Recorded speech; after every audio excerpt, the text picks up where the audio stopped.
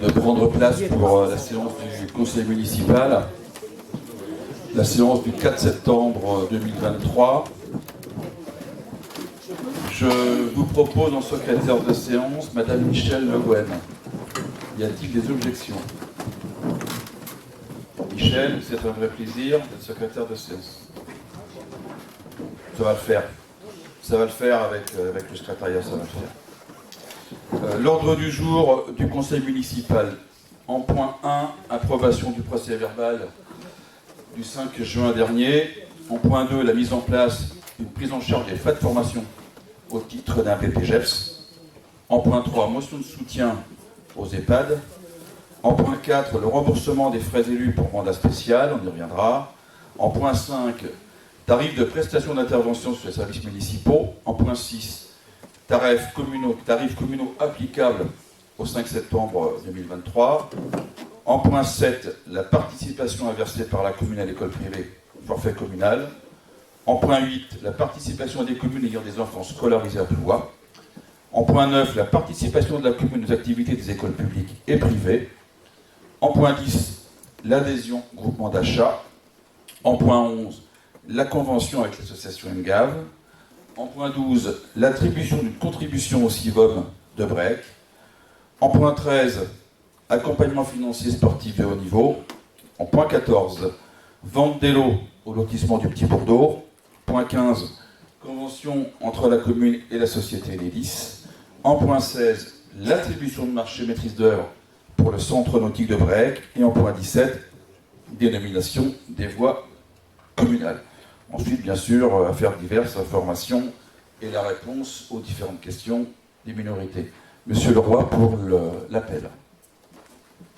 Bonsoir à tous. Monsieur le maire, monsieur Compin-Xavier, monsieur Leroy Jean-Marie présent, Troyer Eva, Dornemin Jean-Luc, Lancaster Christine, Guilouette Jean-Yves, Leroux Stéphanie, Le Puy Dany, Le Guen Michel, Morvan Jean-Michel, M. Eusé Joël donne procuration à M. Xavier Compin, Mme Géquert Marioli donne procuration à Mme Eva Troeguer, Petit Leclerc Françoise, Gourdin Michel, Le Scanf Nathalie donne procuration à M. Jean-Luc Dornemin, M. Léard Didier donne procuration à M. Michel Gourdin, Ciricelli Vanessa, il y aura sans doute un peu de retard. Le Quadou Cédric donne procuration à Jean-Marie Leroy, M. Huon Ludovic, qui arrivera un peu plus tard. Le Paulès Michel Ghislaine, M. Lechat Marc donne procuration à Mme Michel. Mme Rumiano Valérie qui donne procuration à M. Arnaud Fichou, M. Fichou Arnaud. M. Robigo Gilles, Mme Désémogère Christelle donne procuration à M. Gilles Robigo, Mme Bazin Béatrix et M. Duval Éric. Bien. Mes chers collègues, tout d'abord, avant de commencer la séance, je voudrais rendre un hommage à M. Michel Le Picard. Les idées se rejoignaient, mais il m'arrive d'avoir quelques bonnes intentions, vous aurez remarqué, chers collègues. L'émotion et la tristesse nous ont envahis lorsque nous avons appris le décès de Michel Le Picard, colonel de cavalerie, à la retraite et ancien adjoint au maire de la commune. Michel Le Picard a consacré sa vie à un engagement inlassable au service des autres et pour l'intérêt général, très impliqué dans la vie associative, notamment au sein de l'association Culture et Loisirs à la Maison Saint-Joseph, au sein de l'Union fédérale des anciens combattants du canton et de l'arrondissement de Saint-Brieuc, engagé dans la paroisse, membre fondateur de l'association Ploire-Mort. Il assistait à toutes les cérémonies commémoratives, et j'y reviendrai, respectant à jamais le devoir de mémoire. Les différentes décorations qui ont été remises, telles que la médaille commémorative d'Afrique du Nord, de la Croix du combattant, de la Croix de la valeur militaire, de la Défense nationale, de l'Ordre du mérite et de la Légion d'honneur, prouvent son dévouement et la reconnaissance des services rendus à la nation. Impliqué dans la vie municipale en tant que premier adjoint au maire, chargé des écoles et du personnel de 2001 à 2008, sous la mandature de M. Jean-Claude Le Guen, maire. Il a toujours eu à cœur l'égalité des chances et l'équité pour les personnels et les citoyens. Ses grandes facultés d'écoute et d'empathie, son profond humanisme, son esprit de justice, de solidarité, de fraternité était unanimement salué et suscité le respect. Durant son mandat, il a beaucoup œuvré pour les écoles, développé le centre de loisirs de l'été et mis en place celui des mercredis et des petites vacances, fort apprécié des enfants et des parents. Au nom de la municipalité, mesdames, messieurs, mes chers collègues, nous lui rendons aujourd'hui un hommage solennel à un élu, à un homme profondément investi pour notre collectivité. À sa famille et à tous ceux qui ont partagé ses engagements, je souhaite redire, personnellement et en votre nom, en ce moment de recueillement, toute notre tristesse et notre sympathie. Permettez un instant, je voudrais souligner la profondeur des propos, la vivacité intellectuelle qui était celle de Michel lors de la cérémonie du 5 août dernier, jour de la libération de Ploie, et je le cite, j'ouvre les guillemets. C'est grâce au peuple de la nuit, de la résistance devenu le peuple de la victoire, que les valeurs qui nous ont réunis il y a 68 ans avec nos alliés sont toujours celles qui nous unissent aujourd'hui, peuple et nos nations, pour continuer à défendre la liberté dans le monde. La mémoire en soi ne veut pas dire grand-chose si on ne lui donne pas un sens. Et le passé doit entrer en résonance avec le présent. Je vais demander à l'Assemblée d'observer une minute de silence.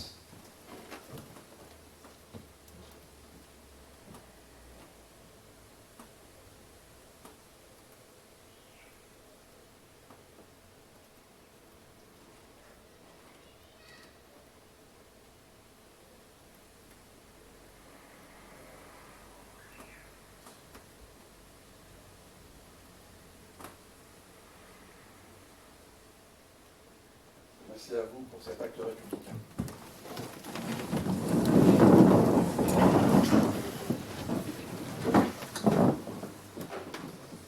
Chers collègues, du coup, on reprend l'ordre du jour. Approbation du procès-verbal du 5 juin dernier. Y a-t-il des questions? Pas de questions. Je mets aux voix. Y a-t-il des voix contre? Abstention?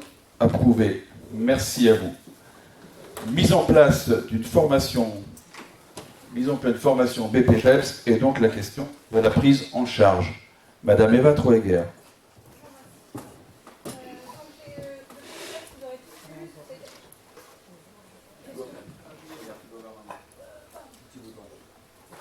C'est bon? Oui, parfait.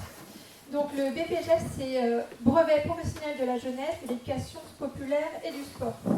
Donc nous vous demandons aujourd'hui la prise en charge des frais de cette formation pour l'un de nos agents qui est nommé sur la fonction de directeur de l'accueil de loisirs sans hébergement de Ploie. Donc une participation financière d'un montant de 7 875 €. Donc il y a environ 665 heures et c'est sur l'année, pour une année entière. Oui.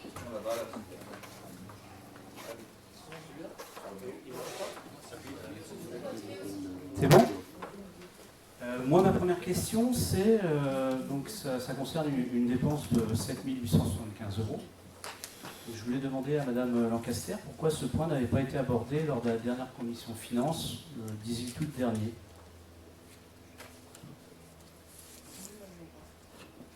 Comment?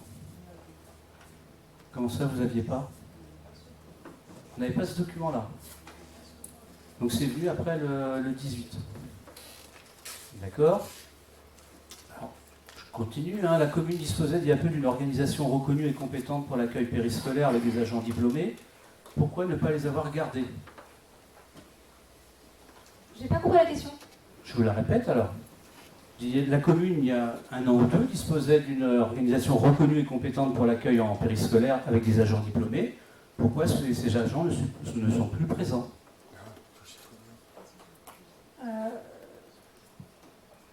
Alors, je suis assez étonnée de cette question. À l'époque... On n'a pas le droit de citer les noms, vous savez bien. Hein. Oui, mais c'est... Donc c'est depuis ses départs, c'était déjà l'agent qui aujourd'hui a fonction du directeur qui était dans cette direction-là. Et donc là, on on met en valeur notre agent qui souhaite faire une formation, et donc on veut l'accompagner. La question, c'est est-ce qu'on l'accompagne dans sa volonté de pouvoir... voilà, en fait, c'est la question que je pose ce soir. D'accord. Alors, actuellement, est-ce qu'il y a des agents titulaires sur notre commune qui ont ce diplôme? Non. Il n'y a pas d'agents titulaires qui ont ce diplôme sur notre commune aujourd'hui? Non, non. Ah. Bon, il n'y a plus de... Enfin, moi, je ne participe pas à la commission concernée, mais est-ce que vous pouvez nous donner un petit peu l'organisation de nos services d'accueil de la jeunesse aujourd'hui? Quelles collaborations ou bien détachements sont mis en place, notamment avec l'EF Armor Communauté? Et est-ce qu'il y a des agents qui sont détachés d'autres communes? Qui sont Détachés d'autres communes? Détachés de d'autres communes? Oui. Vous pouvez nous présenter un petit peu l'organisation? Ben, on y reviendra tout à l'heure, on parle de la jeunesse. Donc je propose que ce soit vu à ce moment-là. On ne parle pas de la jeunesse sur un autre point? Si, on va pouvoir parler là aussi un petit peu de service jeunesse. Et dans quel point, s'il vous plaît? On a la présence ce soir d'un agent qui va pouvoir évoquer ce point sur le service jeunesse. D'accord, mais c'est pas dans l'ordre du jour? C'est des informations. Non, ouais. En information. D'accord. Attendons tout à l'heure alors. Soyons patients.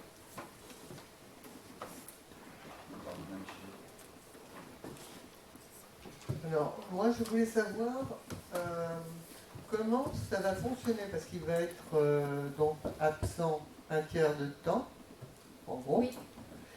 Une semaine et Alors, une semaine et demie donc par ça fait au service animation, quelqu'un, le directeur, le futur directeur, puisqu'il ne peut pas être nommé tant qu'il n'a pas de diplôme, va être absent un tiers de temps. Autrement, on a un directeur en activité sans diplôme aussi, probant pour l'instant, puisqu'il faut qu'il passe le concours de la fonction publique, me semble-t-il, qui est déjà en place sur... Alors, je vois où vous voulez en venir. Ça a été mis en place, ça a été déjà organisé par rapport aux absences de cet agent. Quand il sera en absence, il y aura un autre agent qui est présent et qui, en fait, le secondera. En fait, en son absence, fera office... Qui relaiera, en fait. Oui, exactement. Voilà. Parce que ça fait quand même deux personnels là qui n'ont pas forcément les diplômes. Et c'est toujours parce qu'à la maison de la jeunesse et de la ruralité, Oui. c'est pareil, quoi. On retrouve toujours la jeunesse et avec quand même deux personnes qui n'ont pas les diplômes. Donc je ne sais pas, les critères de recrutement, c'est quoi? Là, en l'occurrence, l'agent pour lequel on propose cette prise en charge, c'est un agent qui est déjà chez nous. Hein. Depuis longtemps? Oui. Oui.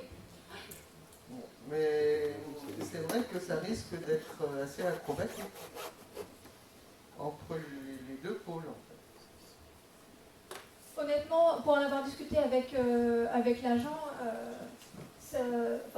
et ses équipes, ça les effraie pas du tout. Hein, voilà. Ouais. Est-ce que vous avez fait un appel à candidature en interne aux autres personnels qui auraient pu éventuellement être intéressés par ce poste-là?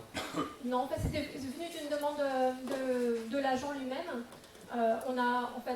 Les agents savent qu'ils peuvent demander à avoir des formations et cet agent est venu vers sa hiérarchie en disant qu'il souhaiterait pouvoir passer cette formation. Je pense que ça aurait été bien de faire un appel, voir si vous aviez d'autres personnes qui souhaitent évoluer. Très bien. Il est déjà dans la fonction. Oui, mais en interne. Il y a peut-être des personnes qui veulent évoluer sur sur ces postes-là. Oui, c'est juste par rapport au point qui porte sur la formation. Pas de difficulté pour nous pour voter pour, parce que il semble essentiel. Hein. La formation, à mon avis, c'est essentiel pour la fonction publique, pour maintenir et augmenter la qualité du service public. On avait fait un effort très important en 2015, justement, sur la formation. Et je pense qu'il ne faut pas baisser la garde et il faut encourager un maximum d'agents à faire des formations. C'est bon pour le service public, c'est bon pour eux parce qu'ils verront beaucoup plus d'intérêt à leur fonction. Parce qu'ils auront... Et donc, à ce titre-là, on est vraiment très favorable à la formation et au soutien d'une politique de formation un peu intense au sein de la municipalité, au sein de la commune. et du CCAS.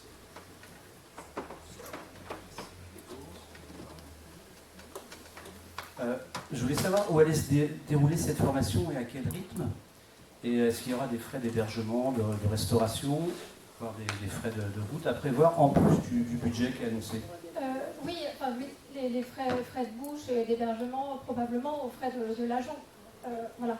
Et à quel rythme? Tous les mois, je vois qu'au mois d'octobre, il y a une semaine. Au mois de novembre, on a une semaine et demie. Donc une semaine et puis 4 jours sur une autre semaine, et ainsi de suite. Voilà. Tous les mois, en fait, la formation, ça se fait vraiment sur toute l'année. C'est en alternance, hein. Donc il y a une partie... voilà. D'autres questions? Donc je mets aux voix. Qui s'abstient? Qui s'y oppose? Je vous remercie. Bien, chers collègues, la motion de soutien aux EHPAD, je crois qu'il est à peu près utile de revenir sur le mouvement que nous avons lancé il y a maintenant quelques mois avec les maires des Côtes-d'Armor. Cette motion, je ne vais pas la redire, hein, vous l'avez sous les yeux. Elle dit en gros le calendrier de l'initiative, d'abord puisque POA a eu la particularité de lancer cette mobilisation. Clairement, les fondamentaux de la réaction de cette motion, c'est de dire nous avons aujourd'hui besoin d'une loi grand âge. Les réponses des autorités de tutelle, que sont l'ARS, le département, les bailleurs sociaux, nous semblent clairement frileux. L'état des sites de Ségur, de prime grand âge, de revalorisation du point d'indice pour les personnels, très bien, sauf qu'il le met à charge des établissements. Et puis, il était impossible pour nous, effectivement, de laisser aux seules familles la charge de ces surcoûts. Peut-être un élément d'actualité, puisque là, dans la motion, il vous est proposé de dire de ne pas payer facture d'électricité, c'est effectivement la position de principe qui a alerté les pouvoirs publics en disant si nous ne sommes pas entendus, nous et du terrain, dans nos revendications, dans nos propositions, nous menacerons effectivement, je regarde la presse qui regarde, mais on se répète de jour en jour, nous menacerons effectivement de ne pas payer les factures d'électricité. Les maires et leurs équipes, leur personnel sont des gens bien élevés, donc on paye ce qu'on doit. C'était simplement une symbolique pour faire réagir. La deuxième chose, c'est évidemment de dire que nous demandions un entretien au ministère de la Santé, mais il est obtenu. Notre mobilisation, en fait, nous l'avons obtenu. Et puis, troisième chose, nous engageons une mission de conseil avec le cabinet Coudray pour voir s'il y a des trous dans la raquette et permettre donc à nos établissements, voire peut-être, intenter une action à l'encontre de l'État, dit simplement, quand tout va bien, tout le monde est très bon, mais c'est un peu comme ça dans le sport, même dans la vie publique, je crois. Par contre, au premier euro de déficit, ce sont les présidents de CCAS ou les maires qui sont responsables du premier euro de déficit. En fait, l'idée, c'est de dire, puisque c'est une ambition publique, puisque c'est une politique publique d'État, regardons pourquoi l'État n'est pas responsable jusqu'au bout, y compris les déficits en termes d'établissement. Voilà la motion qui vous est proposée. De dire qu'après la rencontre avec Madame la ministre de la Santé, trois éléments. Le premier, vous l'avez vu dans la presse, sont créés des commissions départementales. Jusqu'à la date d'aujourd'hui, les établissements discutaient en tête à tête, c'est-à-dire que Floua Beaubriac allait avec ses malheurs porter son fardeau auprès de l'ARS, auprès du département, et négocier son petit bout de gras. Aujourd'hui, dans chaque département, c'est une commission départementale avec tous les représentants, ce qui veut dire y compris que les établissements en difficulté seront effectivement lus et regardés à l'aune du département. Deuxième sujet, la possibilité qui nous est offerte, et du coup, puisque nous nous sommes invités au débat, sinon avant, ces choses-là se faisaient sans les élus locaux et sans les maires. La deuxième chose, c'est la création d'une commission de travail ad hoc, en tous les cas, une passerelle de travail avec la ministre régulièrement pour aller sur le fond, à savoir l'amendement de la 5e branche, en tous les cas, la concrétisation d'une loi grand âge réellement efficace. Voilà ce que nous avons obtenu en très peu de temps. D'aucuns diront que c'est peu, d'autres diront qu'il fallait le faire. En tous les cas, est important aujourd'hui, et je renvoie, chers collègues élus, parce qu'il y a de l'assistance aussi, que la prochaine mobilisation costarmoricaine sera le 21 septembre à Bégard. Il est possible qu'on soit une centaine de maires, donc peut-être 200 avec les élus, et je crois qu'il y aura là maintenant une force suffisante pour faire comprendre au gouvernement qu'il y a besoin de réponses immédiates, et notamment une vision d'avenir sur le grand âge. En clair, bien sûr que pour répondre aux énergies, bien sûr que localement nous aurons mutualisé. D'ailleurs, nos 2 EHPAD maintenant travaillent ensemble avec l'arrivée de Madame la directrice Desgenais. Mais une fois qu'on aura fait tout ça, on ne sera quand même pas dans les clous pour une perspective d'avenir. Donc clairement, notre mobilisation, c'est celle d'une loi grand âge et de son financement sur la durée. Voilà l'explication, voilà la notion. Chers collègues, si vous avez des questions.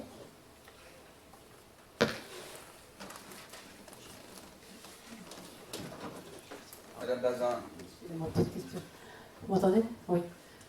Dans la formulation, vous dites face aux difficultés financières grandissantes des EHPAD publics. Vous avez parlé que du public, pas des privés, alors que vous savez les difficultés des autres. J'y prends, permettez de rebondir, et j'y prends bien goût parce que c'est comme ça qu'on l'a fait à Ploie, et lorsqu'on défend nos établissements, on défend les deux. Vous voyez bien que dans la démarche, cette première mobilisation, elle est sur les EHPAD publics au CCRS, mais vous dire aussi en toute transparence qu'un certain nombre d'EHPAD associatifs se joignent au mouvement. Et lorsqu'on s'exprime, on dit EHPAD public, mais lorsqu'on s'exprime, on dit aussi les EHPAD associatifs à la mode de Bretagne, qui s'appellent Saint-Joseph ou Saint-Dominique, et ceux-là ne sont pas dans le champ, évidemment, ne sont pas dans le champ des lucratifs. Vous connaissez aussi le problème de Saint-Joseph et de la masse, enfin, etc. C'est très important. Merci d'avoir rappelé, ils sont évidemment avec vous. Monsieur Fichou, peut-être? Ah, Michel. Alors, si on ne vote pas le budget de l'EHPAD, ça veut dire qu'on sera sous tutelle de la préfecture. Ça veut dire qu'on mettra effectivement les autres décideurs devant leurs responsabilités. Et je vous laisse imaginer l'onde de choc si 50, 60, 70, 80 EHPAD ne votent pas leur budget sur la région Bretagne.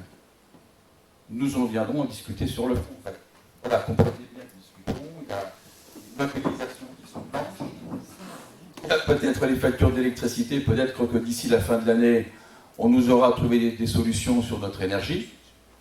De rappeler que, je redis le chiffre, mais lorsque nos EHPAD bretons, tous sur le même modèle, entre 70 et 80 lits, avaient les factures au printemps dernier, en 2022, 35, 40 000 euros au premier trimestre, ce sont aujourd'hui des factures de 125 000 ou 130 000 euros qui sont arrivées au premier trimestre.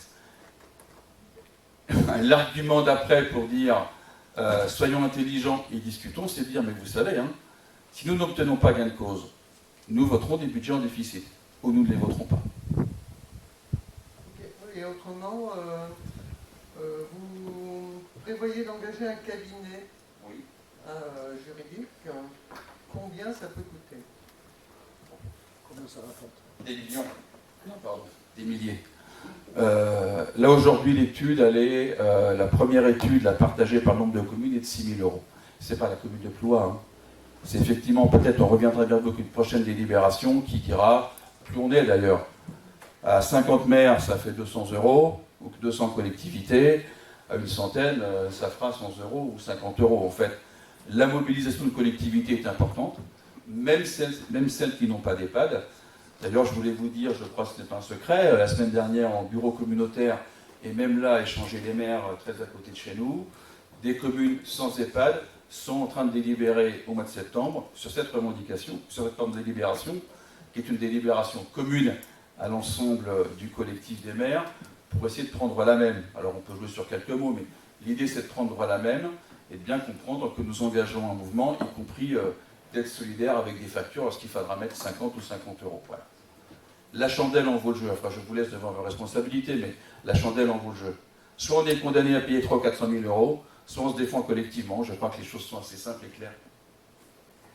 Moi, j'avais une question, effectivement, donc, par rapport à la facture d'énergie, je pense qu'on est assez tous d'accord. Je parle de l'EHPAD de Ploie. Est-ce que c'est juste par rapport à ces factures d'énergie que l'EHPAD est en déficit. C'est vrai que le sujet est passionnant, on aurait dû faire une soirée. Bien plus profond que ça, ce sont des déficits qui viennent de loin. En fait, l'ARS, qui paye ou qui ne paye pas, en fonction de ses obligations. Un département moins présent. Un bailleur social qui fait traîner les choses. En fait,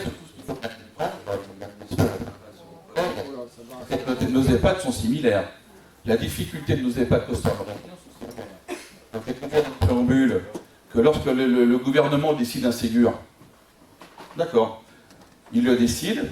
Généreusement, le gouvernement décide effectivement d'augmenter les salaires, des choses comme ça qui sont bienvenues. Mais débrouillez-vous en termes d'établissement.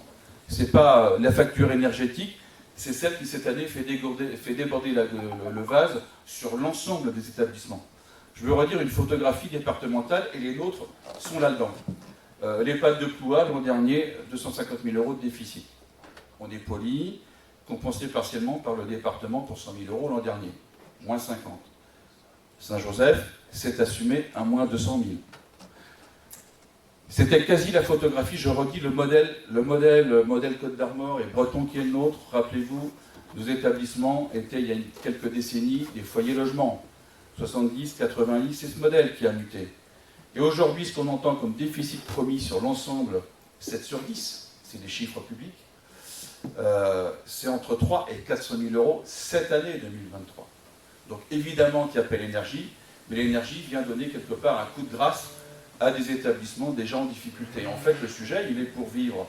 Mais c'est la proposition que nous ont fait en début d'année à quelques maires, certains qui nous proposent de reprendre des établissements à l'euro symbolique. On nous propose de le reprendre à l'euro symbolique. Comment des établissements qui ne marchent pas à 300 ou 400 000 € seraient pertinents à l'euro symbolique? Eh bien, la recette, c'est pas la nôtre, elle est déjà en train de se mettre en place. Vous divisez à peu près le personnel par 2, vous réduisez les résidents d'un tiers, c'est à peu près ce qui se pratique, et vous augmentez d'autant le loyer pour les résidents et les familles. Du coup, on trouve un modèle économique rentable. Le sujet que nous disons, c'est peut-être que là on aura le débat et une différenciation de sensibilité. Globalement, le grand âge ou la santé doit être à tout prix rentable. C'est la thèse que nous faisons. Parce qu'à l'inverse, c'est une politique publique qui traite au même titre que la maternité, la santé tout au long de la vie, qui dit, pour certains, arrivé à un certain âge, il faut qu'une ambition publique d'État qui prenne l'indépendance. C'est ce que nous défendons aujourd'hui. Alors pour rejoindre un petit peu vos propos, nous on est bien évidemment d'accord pour soutenir nos anciens, et également tout ce qui est personnes en situation de handicap. Donc qu'on soit clair dessus.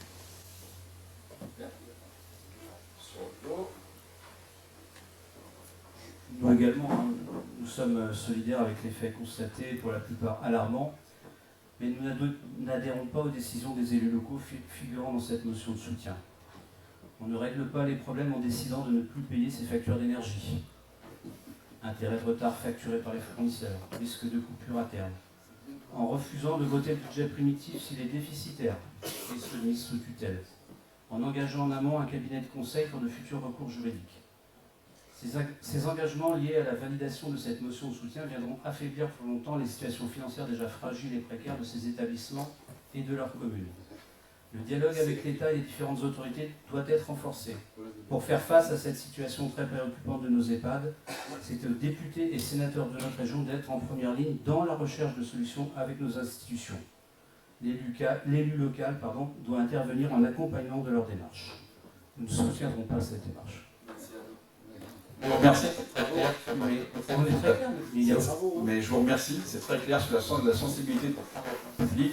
Elle marque très bien les choses. On délègue aux parlementaires. Nous sommes des petits élus qui font du quotidien. C'est bien ça en fait. Nous on est bons pour boucher les routes, s'occuper des difficultés ici ou là, mais franchement, que des élus aillent se mêler de politiques un peu nobles pour l'avenir de nos anciens, c'est très clair. Voilà, elle est profondément respectée. Je vous remercie de votre position. Il n'y a aucun souci par rapport à ça. Vous savez, moi je suis un élu de proximité. Je rencontre les Plouatins tous les jours, j'échange avec eux tous les jours. je saurais leur expliquer. Ils pourront me faire grief, il n'y a aucun souci. J'ai aucun problème par rapport à ça. Ben, écoutez, avec ce débat passionnant et puis surtout clarifiant, je vous propose de mettre Monsieur Duval, vous avez une- On n'avait pas prévu particulièrement d'intervenir concernant cette motion, mais compte tenu du débat, nous, on voit le sujet dans le sens que, premièrement, on est dans un cadre de décentralisation. Effectivement, c'est bien aux élus locaux de prendre en charge cette problématique. Deuxièmement, concernant notre EHPAD, moi je connais bien la situation. Et il y a des difficultés qui sont, bon, on aura peut-être l'occasion de voir prochainement, mais qui sont anciennes, comme vous l'avez indiqué, monsieur le maire. Troisièmement, notre adhésion à la motion la motion qui est présentée, c'est pas sur le détail, c'est par rapport au principe qu'effectivement, nous pensons qu'il faut effectivement qu'il y ait une prise de conscience à l'échelon national de cette difficulté des collectivités à soutenir leurs EHPAD dans le cadre de la politique de décentralisation. Moi, je ne suis pas, et c'est notre sensibilité, on n'est pas là systématiquement à dire « Ah ben c'est l'État, l'État, l'État ».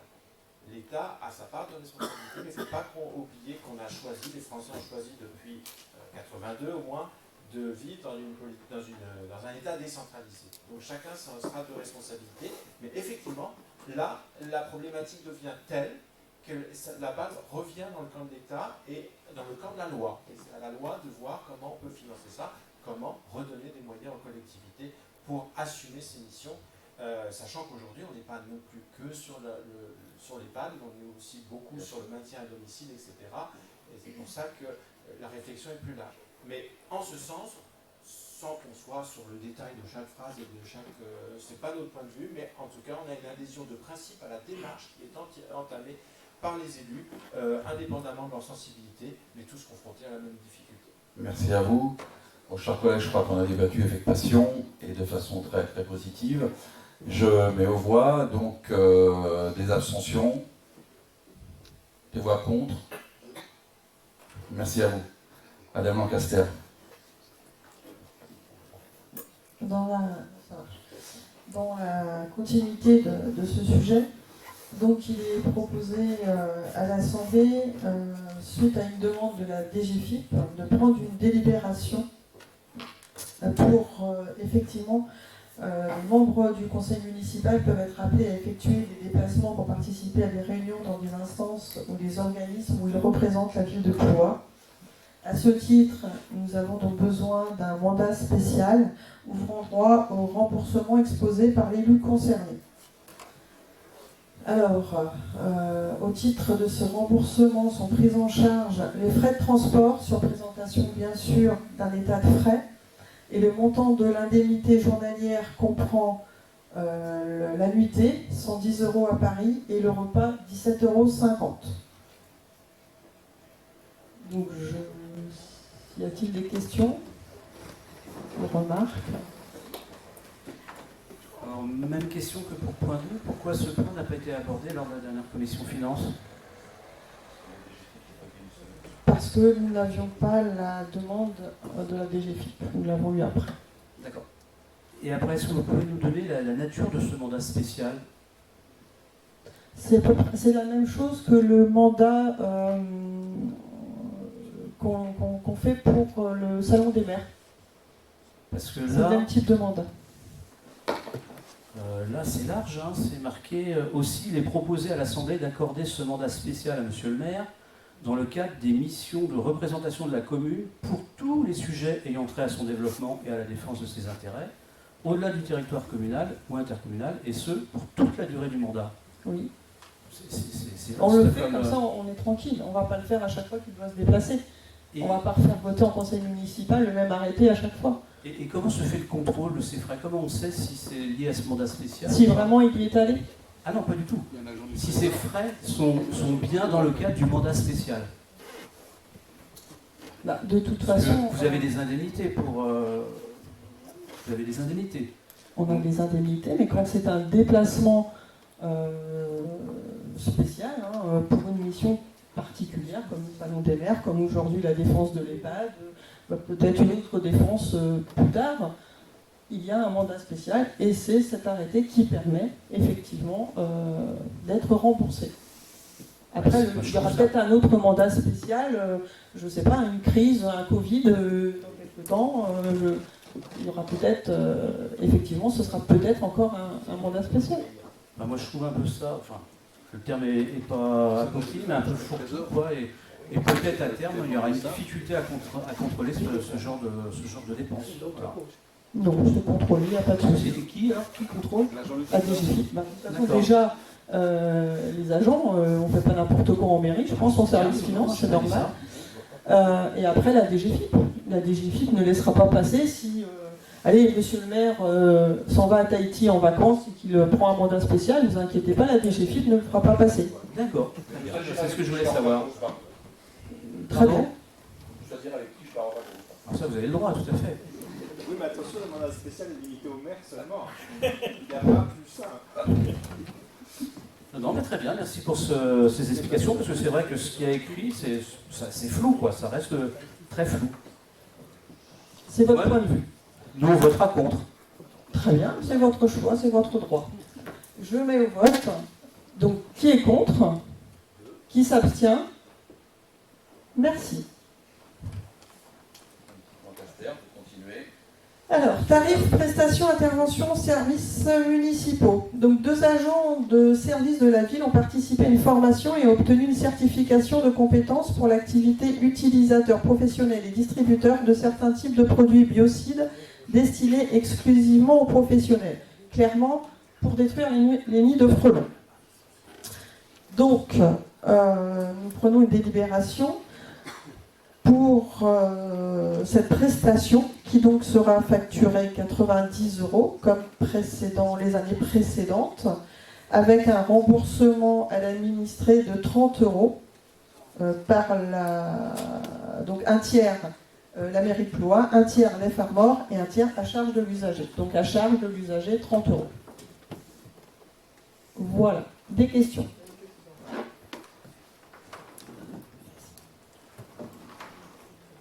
Sur le petit tableau, c'est marqué que la prestation est gratuite pour les gens qui avaient des campagnes de piégeage. Ouais. Donc ça veut dire que tous les autres paieront 30 €. Oui. Voilà. Est-ce que c'est pas possible de refaire une campagne, parce que c'était la première campagne, de refaire une campagne avant d'appliquer le prix en fait, aux gens qui n'ont pas fait partie de cette campagne?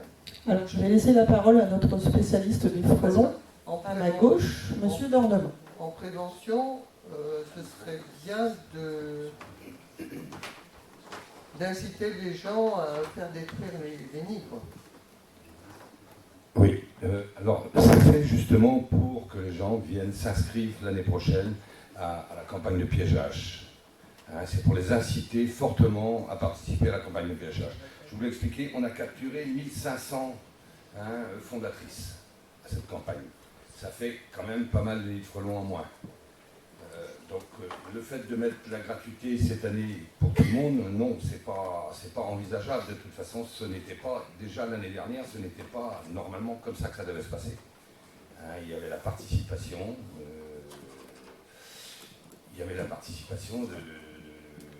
des gens à hauteur de 30 € l'année dernière.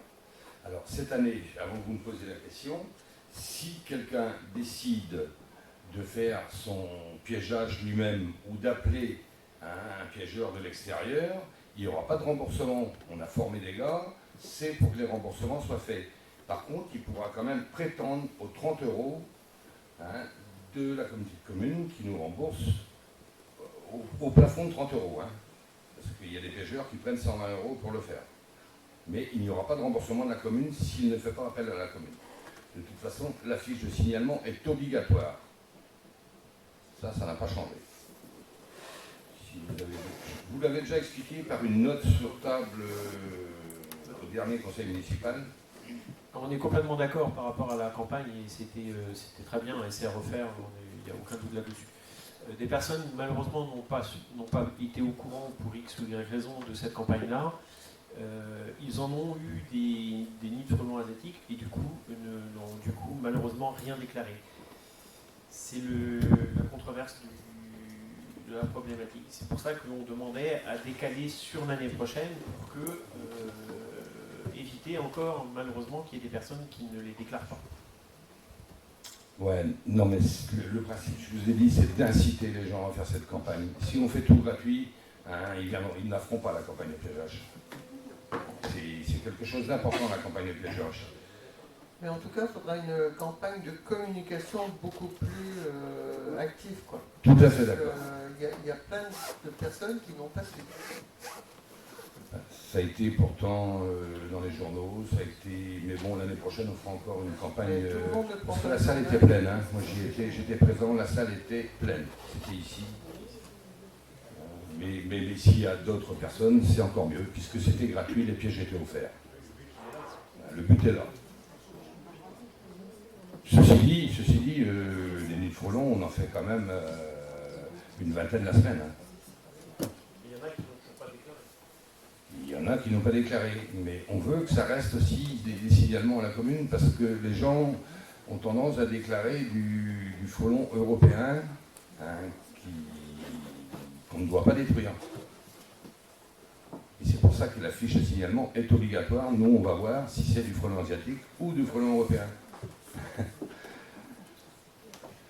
Voilà, il y a même un service pour le week-end, puisque moi il y a un numéro de téléphone d'adjoint de service, hein, et la personne qui se trouve, même l'entreprise qui le fait sur Ploua, a un numéro de téléphone de l'adjoint de service et également le mien. Voilà. Ça se substitue à ce qu'on avait voté sur un conseil municipal précédent avec le partenariat avec les Farmers Communauté. Tout à fait. Tout à fait. Et je rebondis, hein, c'est vrai qu'il faudra faire une campagne de communication parce qu'on prend le risque parce que des personnes qui n'aient pas fait ce piégeage au mois de mars se retrouvent avec des nids et ne déclarent pas forcément à la mairie. C'est un risque. Oui, mais déjà, il faut savoir qu'on met en place, la personne n'a rien à avancer. Hein, la personne recevra, justement, donc, un titre, c'est un titre, oui, comme quoi elle doit payer 30 € à la commune. Tandis que dans l'ancienne système, la personne devait avancer les 90 € ou les 120 € et se faire rembourser de 60 € par la commune. Et donc là, mais si on ne garde pas ça, je sais qu'il y aura quelques loupés, que les gens ne vont pas prévenir parce qu'il y a 30 € à le faire, mais si on ne garde pas ça, personne ne va plus faire la campagne de piégeage. C'est vraiment pour inciter les personnes à faire la campagne de piégeage. Puisqu'il n'y a que comme ça qu'on s'en sortira du frelon asiatique. Bon, sauf s'il y a des débat, Madame Lancaster, vous faites voter. Question ? Non ? Je mets au vote. Qui est contre? Qui s'abstient? À l'unanimité, merci. Alors, dans les tarifs suivants, donc à la demande de la responsable de la bibliothèque, elle souhaite que nous mettions un tarif groupe non ploitain de 31 €, qui n'existait pas. Ensuite, un taux moyen un taux horaire moyen pour le personnel mis à disposition, personnel technique, de 35 €. Avant, on prenait en fait le salaire de la personne et on calculait un taux, un prix. Aujourd'hui, c'est un taux moyen, comme les autres communes, comme Binic par exemple, ou d'autres. Ensuite, on continue sur les tarifs. Pour les food trucks, un tarif a été mis en place comme le marché, donc c'est 1 € du mètre linéaire et 3 € pour le branchement électrique. La location de matériel, location de chalet à prendre au service technique, 50 €. Location de petit podium, 100 €. Location grand podium, 250 €. Bien sûr, tout ça hors livraison. S'il faut livrer, ce sera avec les frais kilométriques calculés. Travaux aux usagers. La pose de buse.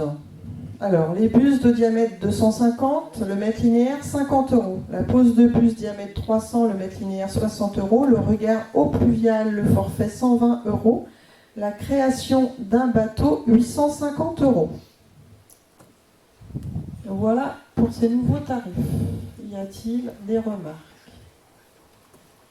Non, je mets au vote. Qui est contre? Qui s'abstient? À l'unanimité, merci. Point 7. Participation à verser par la commune à l'école privée, forfait communal.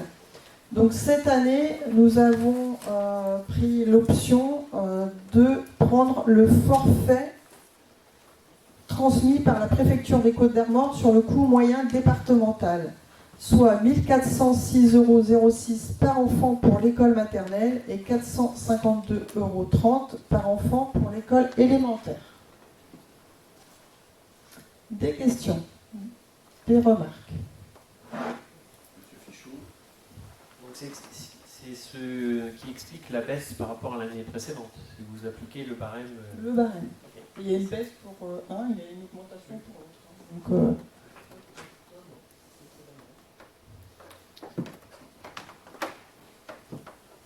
Mais ça fait une baisse de 2500 € par rapport à 2022. Oui, vous l'avez calculé bien, monsieur. Non, pas du tout. C'est un chiffre que vous m'avez donné. Oui, bien, Madame Lancaster, merci à vous. Voilà, c'est très bien. Vous m'avez même donné le détail 2022 par enfant pour l'école maternelle et pour l'école élémentaire. Je vous remercie, vous voyez, ça sert à la commission de finances. Merci à vous. Exactement. Je suis heureuse que vous en teniez compte. Très bien. On est d'accord pour une fois. Alors, d'autres remarques? Eh bien, je mets au vote. Qui est contre? Qui s'abstient? Merci. Point suivant. En fait, directement la même chose, participation des communes ayant des enfants scolarisés à Ploie. Donc on refacture aux communes dont les enfants sont scolarisés effectivement. Donc la même chose, 1 406,06 € et 452,30 €. Des questions?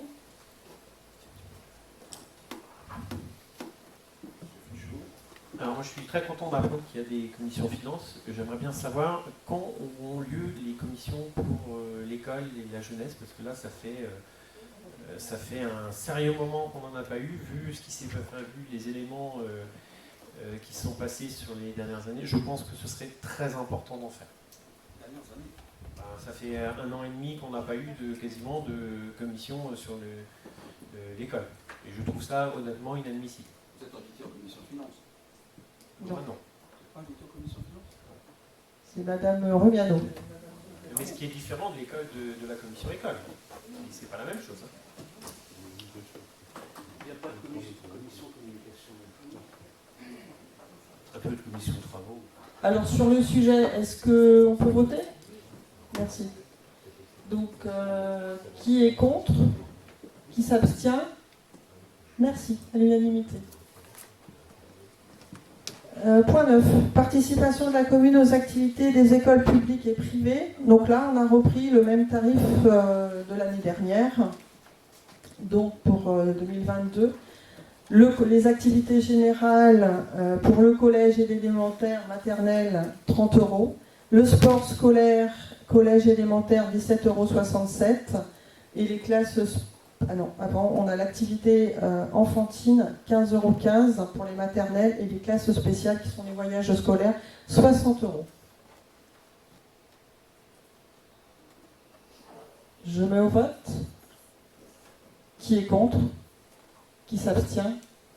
À l'unanimité, merci. Adhésion à un groupement d'achat. Donc nous avions déjà adhéré à un autre groupe.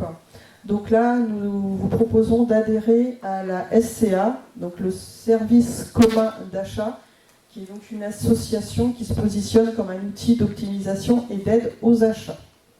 Donc en adhérant, vous avez les points détaillés davantage, un outil qui évolue selon les besoins et les demandes, une mise en relation avec un lien professionnel entre la collectivité et les fournisseurs, visites, ateliers, techniques, organisation, événements, une équipe experte dans ces domaines à disposition de la collectivité, l'assurance de diminution des coûts face à un environnement économique complexe et fluctuant, une économie de temps dans la gestion des achats, le respect de la législation pour vos achats et un réseau d'adhérents pour échanger sur les organisations et les retours d'expérience et un réseau de fournisseurs majoritairement régionaux. Est-ce qu'il y a des questions? Je mets au vote. Qui est contre? Qui s'abstient? À l'unanimité, merci. Point 11, convention avec l'association MGAL. Je laisse la parole à M. Leroy.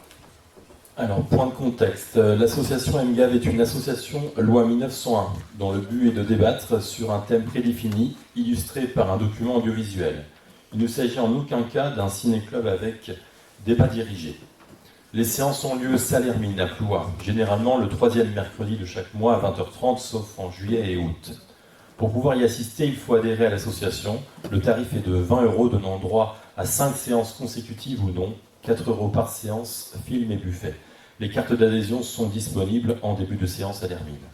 Une convention a été signée en mairie avec le maire en 2009 pour une période de 12 ans. Et il est proposé de renouveler le partenariat avec l'association MGAV pour une période de 3 ans.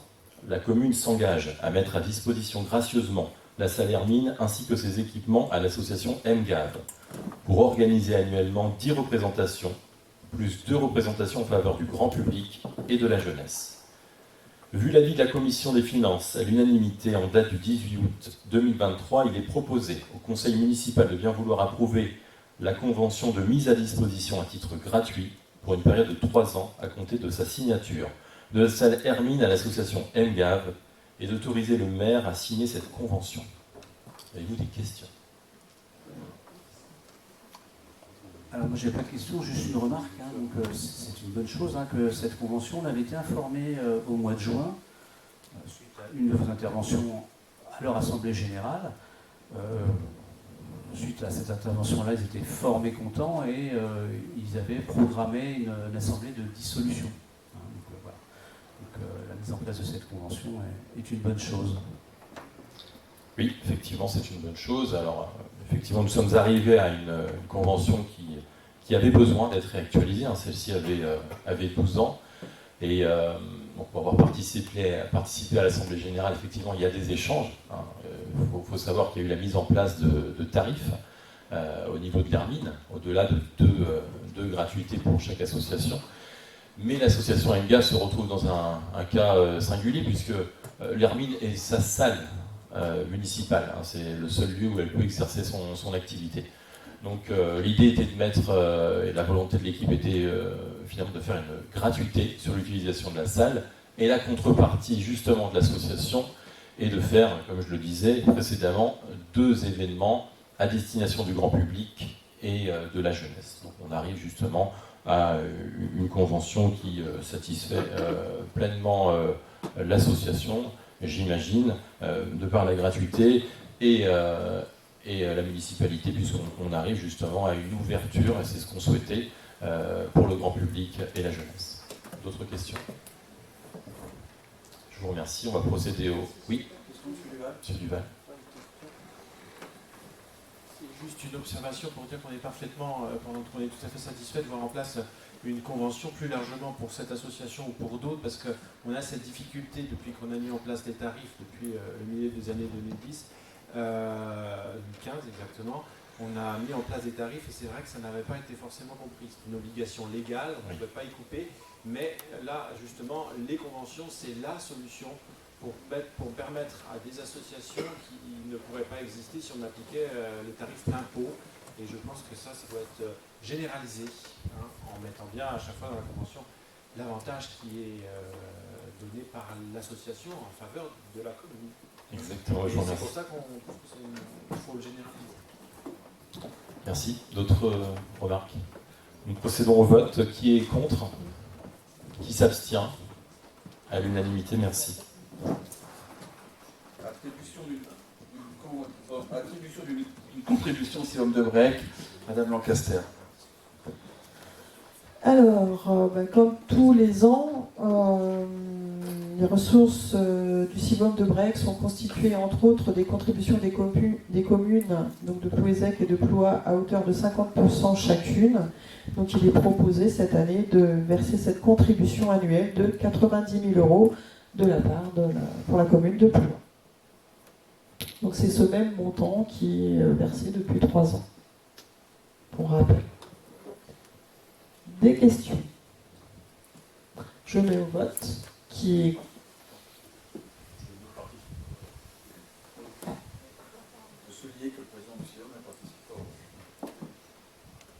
Donc, qui est contre? Qui s'abstient? Merci. Point 13, accompagnement financier sportif de haut niveau. Un point de contexte aussi, Madame Gaëlle Olivier Jacob, du centre équestre Univers Pony à Ploie, a remporté la médaille de bronze par équipe au championnat du monde d'endurance d'équitation le 22 mai 2021 à Pise, sur une épreuve de 160 km avec son cheval Pommade. Considérant que Madame Gaëlle Olivier Jacob, Pommade, excusez-moi. Of course. Considérant que Madame Gaëlle Olivier Jacob est toujours inscrite sur la liste des personnes ayant la qualité de sportif de haut niveau du ministère des Sports depuis au minimum l'année 2019, considérant que Madame Gaëlle Olivier Jacob répond aux critères d'attribution des subventions de sportifs de haut niveau, inscription sur la liste des sportifs de haut niveau, résidant sur la commune et ayant son centre équestre à Ploie. La commune de Ploie souhaite apporter son soutien aux sportifs de haut niveau par l'attribution d'une subvention pour aider 7 sportifs de haut niveau à hauteur de 2 000 €. Vu l'avis de la commission finances à l'unanimité en date du 18 août 2023, il est demandé au conseil municipal de bien vouloir attribuer, en soutien aux sportifs de haut niveau, une subvention pour aider Madame Gaëlle Olivier Jacob, sportif de haut niveau à hauteur de 2 000 €. Avez-vous des questions? Oui. Plus largement, on a eu d'autres plouatins qui ont été inscrits sur des listes nationales, effectivement, pour lesquelles on n'a rien fait. Alors, est-ce qu'il ne serait pas, bien sûr, on est tout à fait pour, mais est-ce qu'il n'aurait pas été intéressant de faire, alors, soit pas une liste, mais une convention pour tel niveau on participe, pour que tout le monde puisse avoir? Tout à partir d'un certain niveau, bien sûr. C'est intéressant. Effectivement, on recense à Ploie. Là, on a la chance d'avoir quand même une médaillée aux mondiaux. C'est quand même quelque chose d'impressionnant.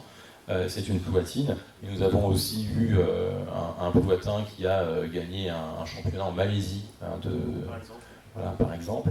Donc, il y a un certain nombre de compétitions nationales ou internationales, et il serait intéressant de pouvoir recenser justement ces sportifs qui ne sont pas tous justement dans notre réseau vie associative à Ploie. Donc d'où la difficulté parfois d'avoir l'information.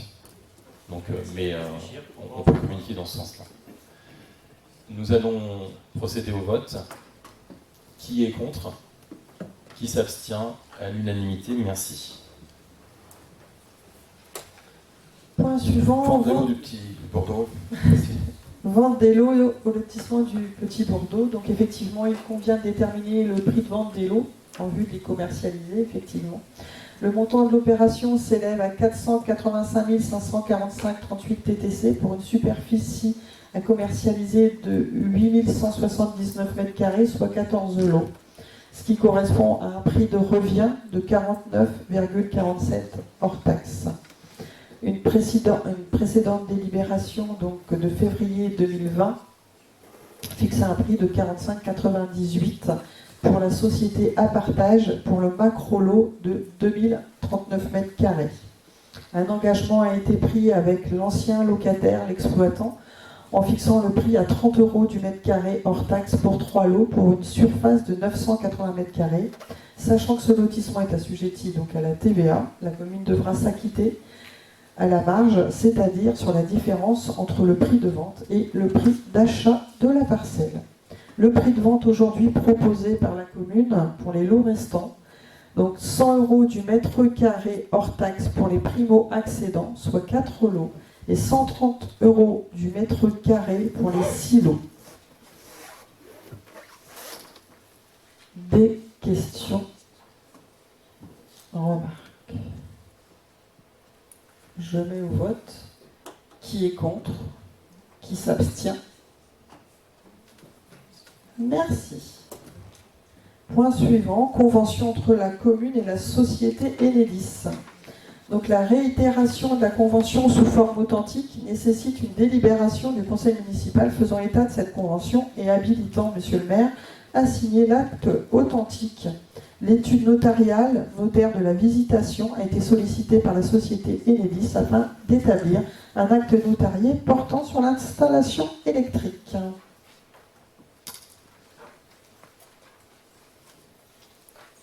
Donc des questions. Je mets au vote. Qui est contre? Qui s'abstient? Merci, à l'unanimité. Point 16. Attribution du marché maîtrise d'œuvre pour le centre nautique de Bréhec. Donc, dans le cadre de la mise en concurrence en vue de sélectionner une équipe de maîtres d'œuvre pour la réhabilitation du centre nautique de Bréhec, la commune de Ploie a procédé à une mise en concurrence avec publicité le 1er juin 2023. 9 offres ont été remises, donc le 26 juin. Après analyse, le choix de la commission s'est porté sur le cabinet Housset. Donc vous avez le détail dans le tableau suivant. Donc Housset, c'est de l'architecte pour 48 915 € hors taxe, hein, bien sûr. La société Auprime Ingénierie, c'est l'économiste pour 11 650. Armor Ingénierie, c'est les fluides thermiques pour 14 175. Et QSB, donc le bureau d'études pour la structure bois, de 8 960. Y a-t-il des remarques ou des questions? Je mets au vote. Qui est contre? Qui s'abstient? Merci. Point 17. Jean-Yves. Dénomination des voies communales, monsieur Guillouette.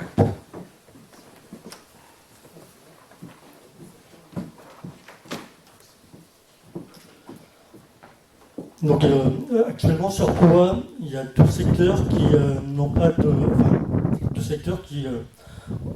dont un à Saint-Yves a été ouvert à la construction, pour lequel aujourd'hui il n'y a pas de dénomination de rue.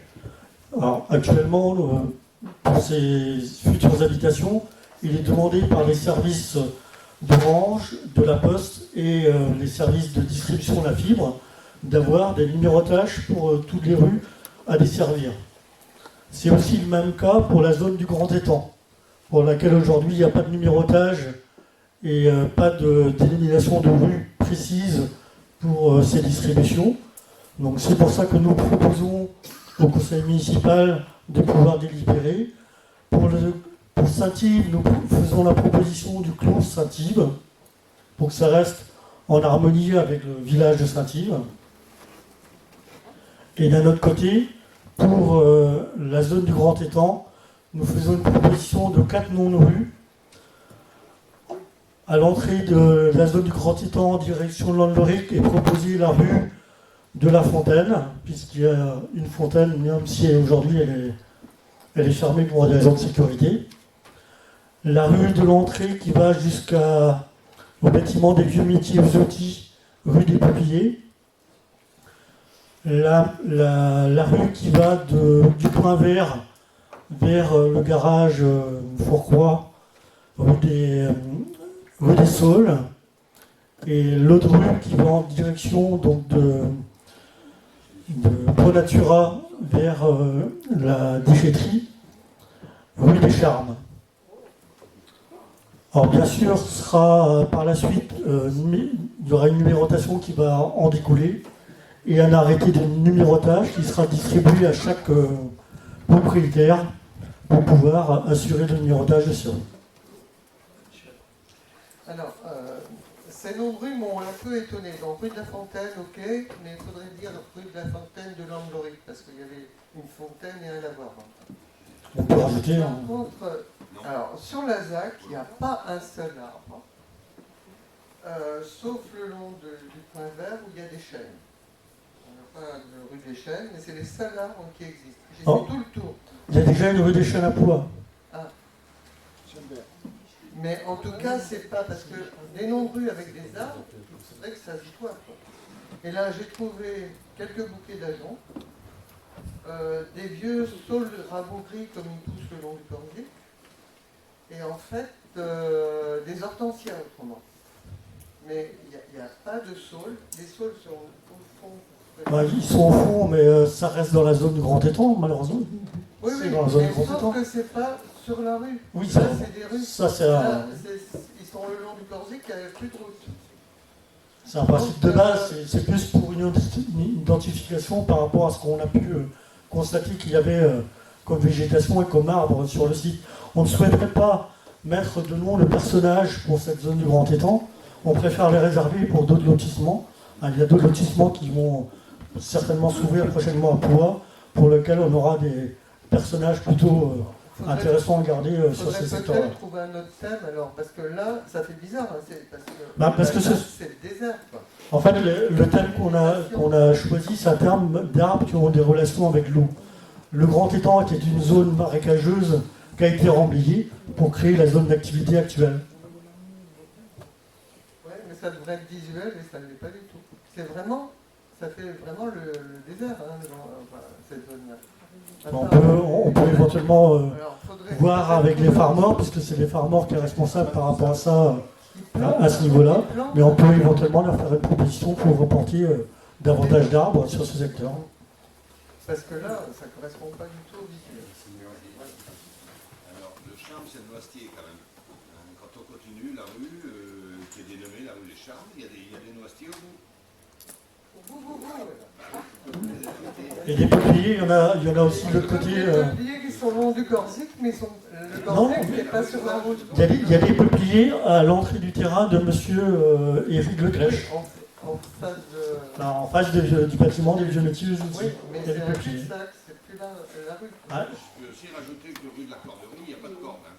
Non, mais il y avait une usine. Il y avait une usine dans le temps. Bon, après, ce débat vif et passionnant et qui nous engage notre génération. Ou alors, il faut demander à ce que ce soit planté, quoi, pour que ce soit plus visuel, parce que là, ça correspond à rien, ça fait bizarre, je trouve. On va lancer une demande auprès des services de la communauté de communes, puisque cette zone d'activité dépend des services de la communauté de communes. La problématique, c'est qu'on ne voulait pas mettre... Bon, il y a eu des secteurs à Ploie où il y a quelques années, on a mis des noms d'oiseaux. À part la rue des Mésanges, par exemple. Mais en fait, on cherchait un thème en relation avec l'eau et les boisements, sauf qu'il y a déjà des rues impasse du Grand Étang, rue du Grand Étang ailleurs, on ne pouvait pas reprendre ces noms-là.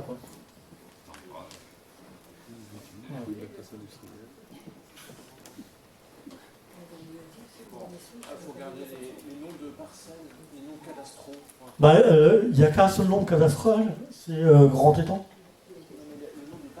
Il n'y a qu'un seul nom. Ouais. Il n'y a qu'un seul nom, et autrement, les autres noms, c'est Cléron, sur les terrains qui sont le plus proches du côté de Cléron. J'ai regardé au Galas, justement. On avait un peu cette idée par rapport à ça. Cléron, c'est un lieu dit. Par contre, chaque parcelle avait un nom. Donc, je veux bien regarder, moi. Alors, on a un besoin assez rapide par rapport aux différents services. C'est un débat qui est vraiment passionnant et vraiment un débat d'avenir. Juste de dire que l'heure de l'urgence, quand même, dans l'actualité, c'est de répondre assez rapidement qu'on puisse justement avancer sur les différents branchements, notamment pour la fibre. Oui, on trouve un compromis, peut-être M. Guillouette peut être le missionnaire du conseil municipal pour inviter les farmers communautaires à planter quelques arbres. Ça peut être ça, sa grande mission. Oui, pas de problème. Voilà. Je m'en engage. Y a-t-il d'autres questions? Je propose de mettre au vote. Qui est contre? Qui s'abstient? Merci. Merci à vous.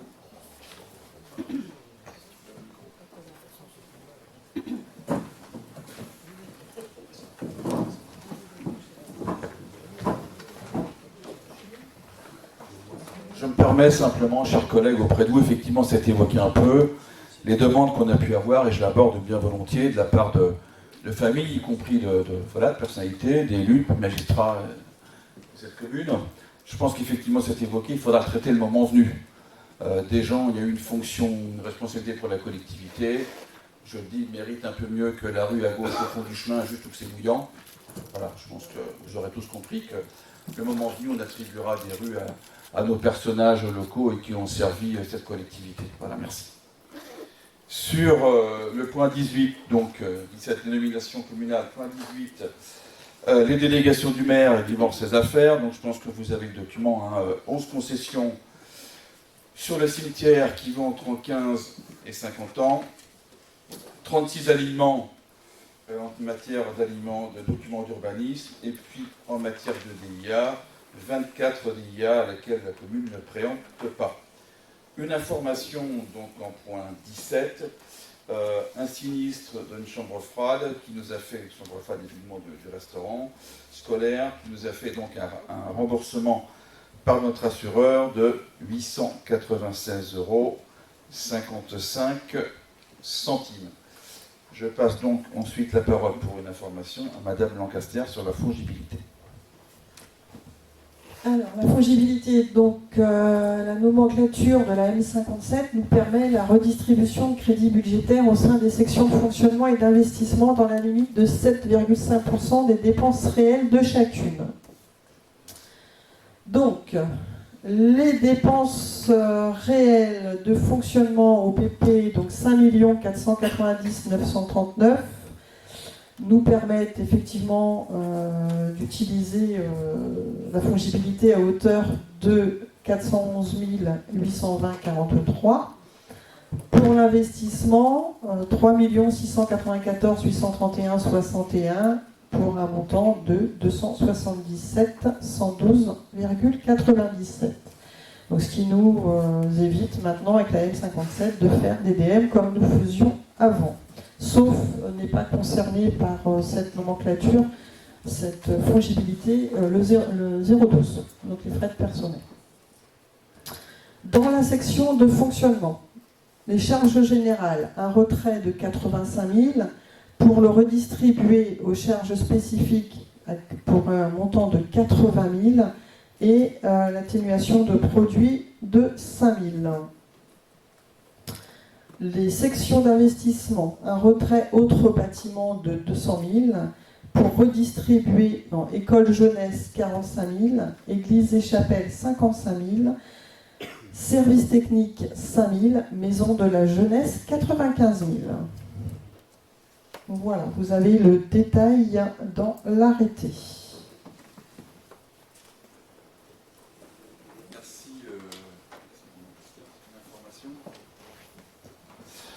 Ensuite, là, chers collègues, puisqu'on a une révision de la commission de contrôle des listes électorales. Chose que nous devons faire en l'occurrence, puisque l'an prochain il y aura les élections européennes et celles se font régulièrement après les scrutins.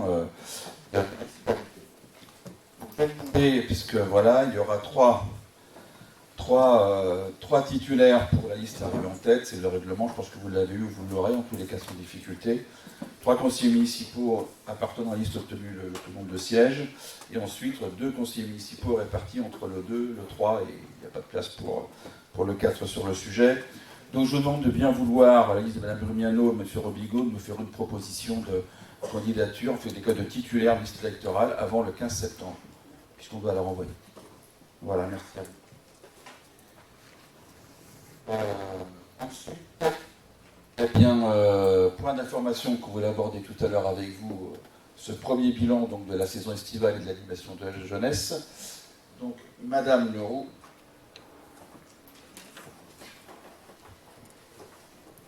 Donc, je vais vous rappeler en quelques lignes donc, les actions menées pour et par les jeunes de cet été. Alors, les 24 heures du sport du 1er juillet, il y avait la mission Argent de poche. Les Olympiades qui ont eu lieu fin juin, dont les collégiens étaient présents. Ils étaient 3, pour accompagner les résidents de la maison d'accueil spécialisée, pour les accompagner dans les activités sportives adaptées. Concernant les colos apprenantes, puisque c'est un sujet qui vous inquiète, les vieilles charrues, donc à Carhaix, 4 jeunes poitins de 16 à 23 ans, du 13 au 17 juillet. Le séjour avait pour thème la culture, la musique actuelle, le spectacle vivant. la vidéo reportage, vidéo numérique. Ensuite, il y a eu le camp à Bréa. Ce séjour était destiné à la plongée, rencontre avec les Bréatins et des reportages. Festival des champs marins de Paimpol, donc reportage avec la déambulation vieux gréement, les vieux bateaux et gréement, je veux dire. Il y a eu aussi les Judés en fête, aide logistique à l'agence Tourisque, donc l'agence qui s'occupe des Judés en fête. Donc 3 sessions d'autofinancement de vente de brochettes. Il y en avait 6 par session. Alors tous ces reportages, justement, on est en train de les préparer pour la commission, qu'on fera mi-octobre. Par contre, il faudrait qu'on voit ensemble quand est-ce que vous serez disponible. Comme on veut vous prévenir 3 semaines à l'avance. Mais le temps de monter tout, les reportages et tout ça, voilà, ça va prendre, on va dire pour mi-octobre. Tout sera en place. Voilà toutes les actions qui ont été faites cet été. Vous avez parlé justement de l'argent de poche qui a été proposé. Est-ce qu'on peut savoir combien de Powhatans ont participé à cette... Il me semble que c'est 9 jeunes touchés pour une somme de 235 €. L'idée, c'est bien que ce soit un soutien de la CAF et du département, ce pourquoi il faut instruire un dossier au préalable. Et après, bien voilà, on obtient une subvention. Donc là, je suis en train de finaliser ça. Parce que les jeunes me réclament l'argent. Et c'est leur bon droit. Pardon, donc ce point d'information, il fait suite, je crois, à des questions qu'il y a eu au précédent conseil sur le recrutement de M. Fabien Lelocat comme directeur de la future maison de la jeunesse. Il me semble important ce soir à la fois de vous le présenter publiquement à tous, pour ceux qui ne l'auraient pas encore rencontré, et puis il est, dans les compléments de Mme Leroux, il est effectivement à votre disposition pour des éléments sur l'actualité déjà menée cet été, et puis y compris, je crois, peut-être sur le futur fonctionnement de la maison de la jeunesse, où on aura à le partager ensemble. Donc bonsoir, Fabien Lelocat, directeur de la maison de la jeunesse et de la ruralité de Ploua. Je suis très heureux d'avoir pu intégrer votre municipalité, votre commune, et de pouvoir apporter tout mon soutien et mes savoir-faire professionnels pour tous les jeunes Plouatins. Ce qu'on ambitionne au travers de la maison de la jeunesse, et ça c'est encore à l'état, je dirais, de réflexion, même si on a mûri quand même un document partir assez intéressant pour travailler avec le conseil municipal, c'est qu'on arrive à travailler conjointement avec les établissements scolaires. Travailler avec tous les établissements scolaires, hein. Donc écoles, privées, collèges, arriver à pouvoir toucher le tissu associatif, le futur office des associations, les parents d'élèves et les impliquer dans un comité de pilotage qui va nous permettre de coordonner toutes les actions qu'on pourra mener au sein de cette maison. À savoir notamment les 2 ACM, parce qu'on en fera bien 2, un pour les 11, on va dire 13 ans, un pour les 14-17. Une création d'associations aussi pour soutenir les jeunes majeurs, notamment au travers du monde paysan. On pense donc à solliciter les jeunes agriculteurs pour qu'ils nous rejoignent et qu'ils fassent une démonstration de la création d'une association. C'est quoi une association de jeunes paysans et comment est-ce que cette association va venir en soutien à la maison de la jeunesse? Donc, thème important, c'est le financement. Quand on a une association, on peut prétendre à des fonds d'État, notamment des fonds d'État associatifs pour la jeunesse. FDVA, FONGEP, appel à projets spécifiques, conférences des financeurs, etc. Donc, voilà, bien sûr, je ne manquerai pas de pouvoir vous rencontrer et de vous inviter aussi à peut-être ce futur comité de pilotage, parce que c'est bien pour tous les jeunes. Bon, voilà. Donc le document, là, il est un peu exhaustif, une 15aine de pages, et travaille sur un budget aussi.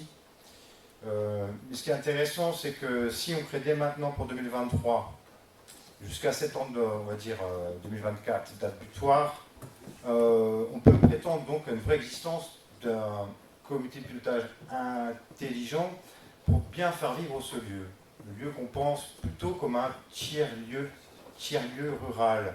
Donc pas que pour la jeunesse, mais aussi pour les autres associations, tout du moins les associations fondatrices.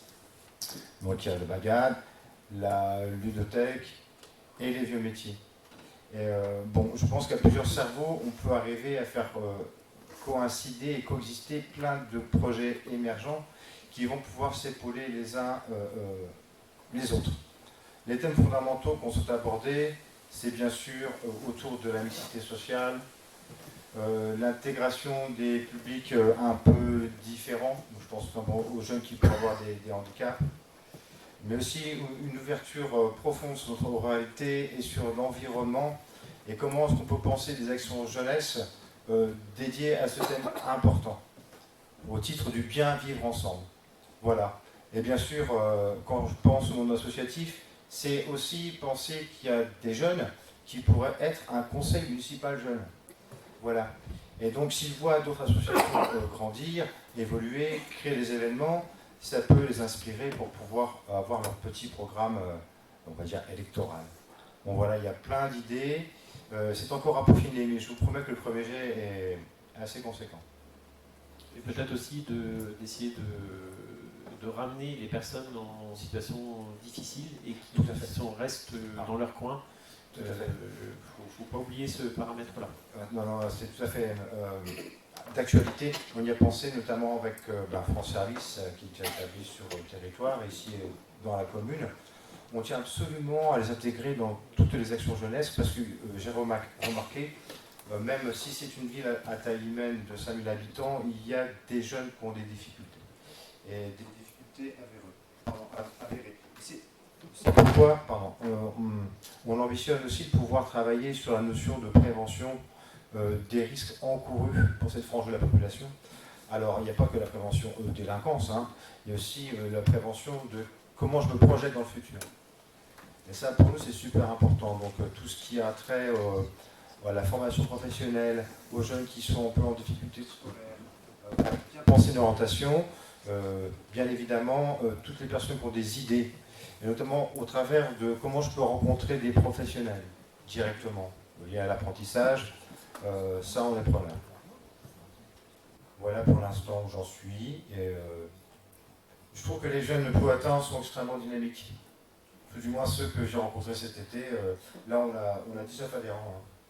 Ceux qui sont majoritairement venus sont des jeunes qui sont très sportifs, qui réussissent pas trop mal à l'école, mais pas que. Et si bien que par l'école apprenante, nous avons eu un effet boule de neige assez réconfortant, où on a pu assimiler d'autres jeunes qui ont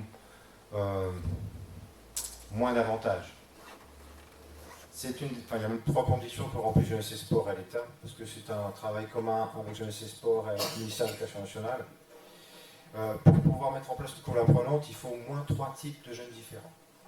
Des jeunes pour qui tout va bien, des jeunes qui sont en décrochage scolaire, des jeunes qui sont soit en situation de handicap, soit, on va dire, ayant de grosses difficultés, et notamment venant de l'aide sociale à l'enfance. Et nous, on avait les 4 feux verts à chaque fois. Alors on pourra me dire, de toute façon, pour être un peu détracteur, que ça fait pas beaucoup de jeunes à chaque fois. Ouais, mais les mobiliser ensemble, c'est déjà une prouesse. Les mobiliser ensemble et faire remonter à l'État comme quoi ça a très bien marché. Donc c'est pour ça qu'on a fait beaucoup de repartages. Eh bien, c'est un succès en soi. Parce que ils ont appris à vivre ensemble, même s'ils viennent d'horizons complètement différents.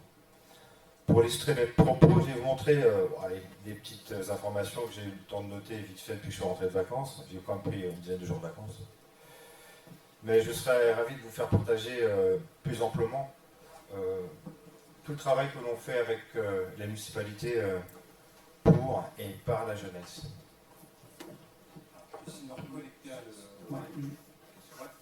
Moi j'avais juste une question. Donc, il y avait 4 jeunes colo apprenantes aux Vieilles Charrues et 6 jeunes colo apprenantes à Bréa.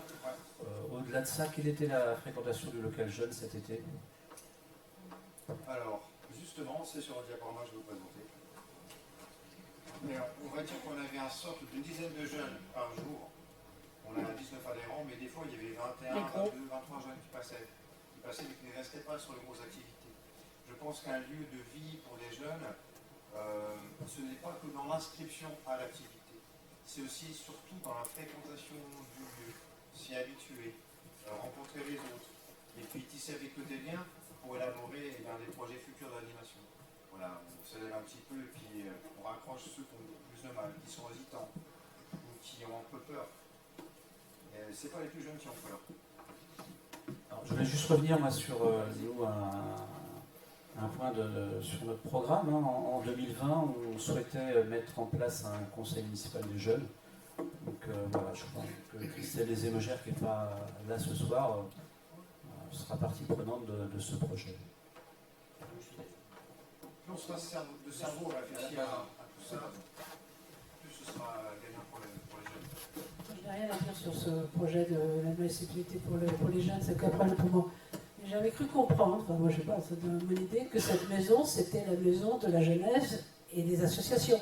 Donc là, on ne parle que de la jeunesse. Est-ce que vraiment les associations vont avoir quelque chose à dire dans cette maison? Ah, tout à fait. Tout à fait. Il y a 3 associations qui sont fondatrices, notamment les métiers, la ludothèque, je ne sais plus le troisième, bref, pardon, le bagage, oui, le grand ensemble musical. Ces associations-là, pour moi, elles sont super importantes parce que vous montrez comment ça marche sur la vie démocratique associative. Bien sûr, on ne ferme pas la porte aux autres, mais comme sur le territoire de Ploua, il y a 200 associations, on risquerait peut-être de se faire déborder.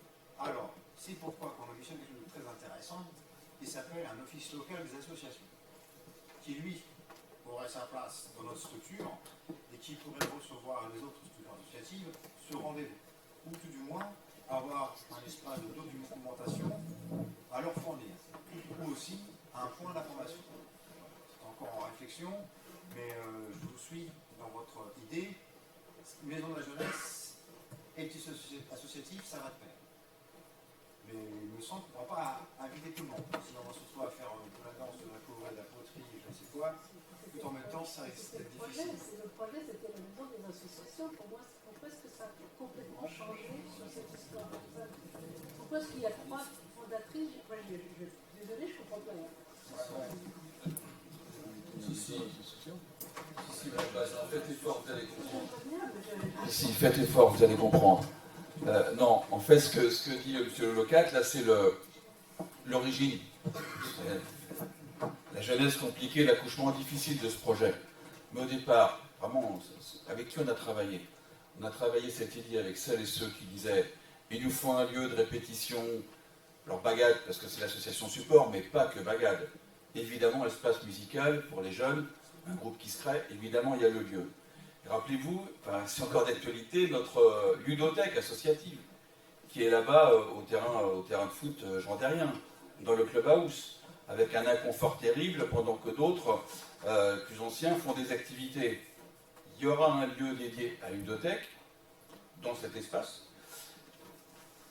Autre support, c'était, alors, associatif, vieux métier en tous les cas, le lien avec les ruralités. On était parti aussi à l'époque, en 2016, ça mûrit au fil du temps, qu'on ne mettait pas assez en valeur ce qui était... c'est le rassemblement, la manifestation festive du 20 août dernier. Hein. On ne mettait pas assez en valeur ce monde rural et d'où on vient.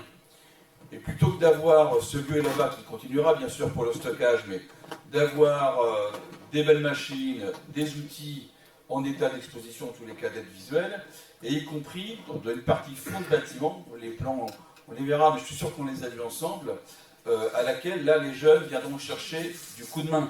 C'était dit, l'aspect pédagogique, démonter un moteur, savoir donner un coup de menuiserie.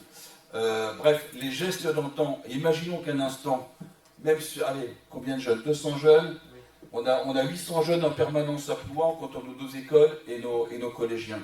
Allez, imaginons qu'on en sort 3 là-dessus qui se découvrent une âme de charpentier de haut niveau, comme au Tour de France, ou un mécano.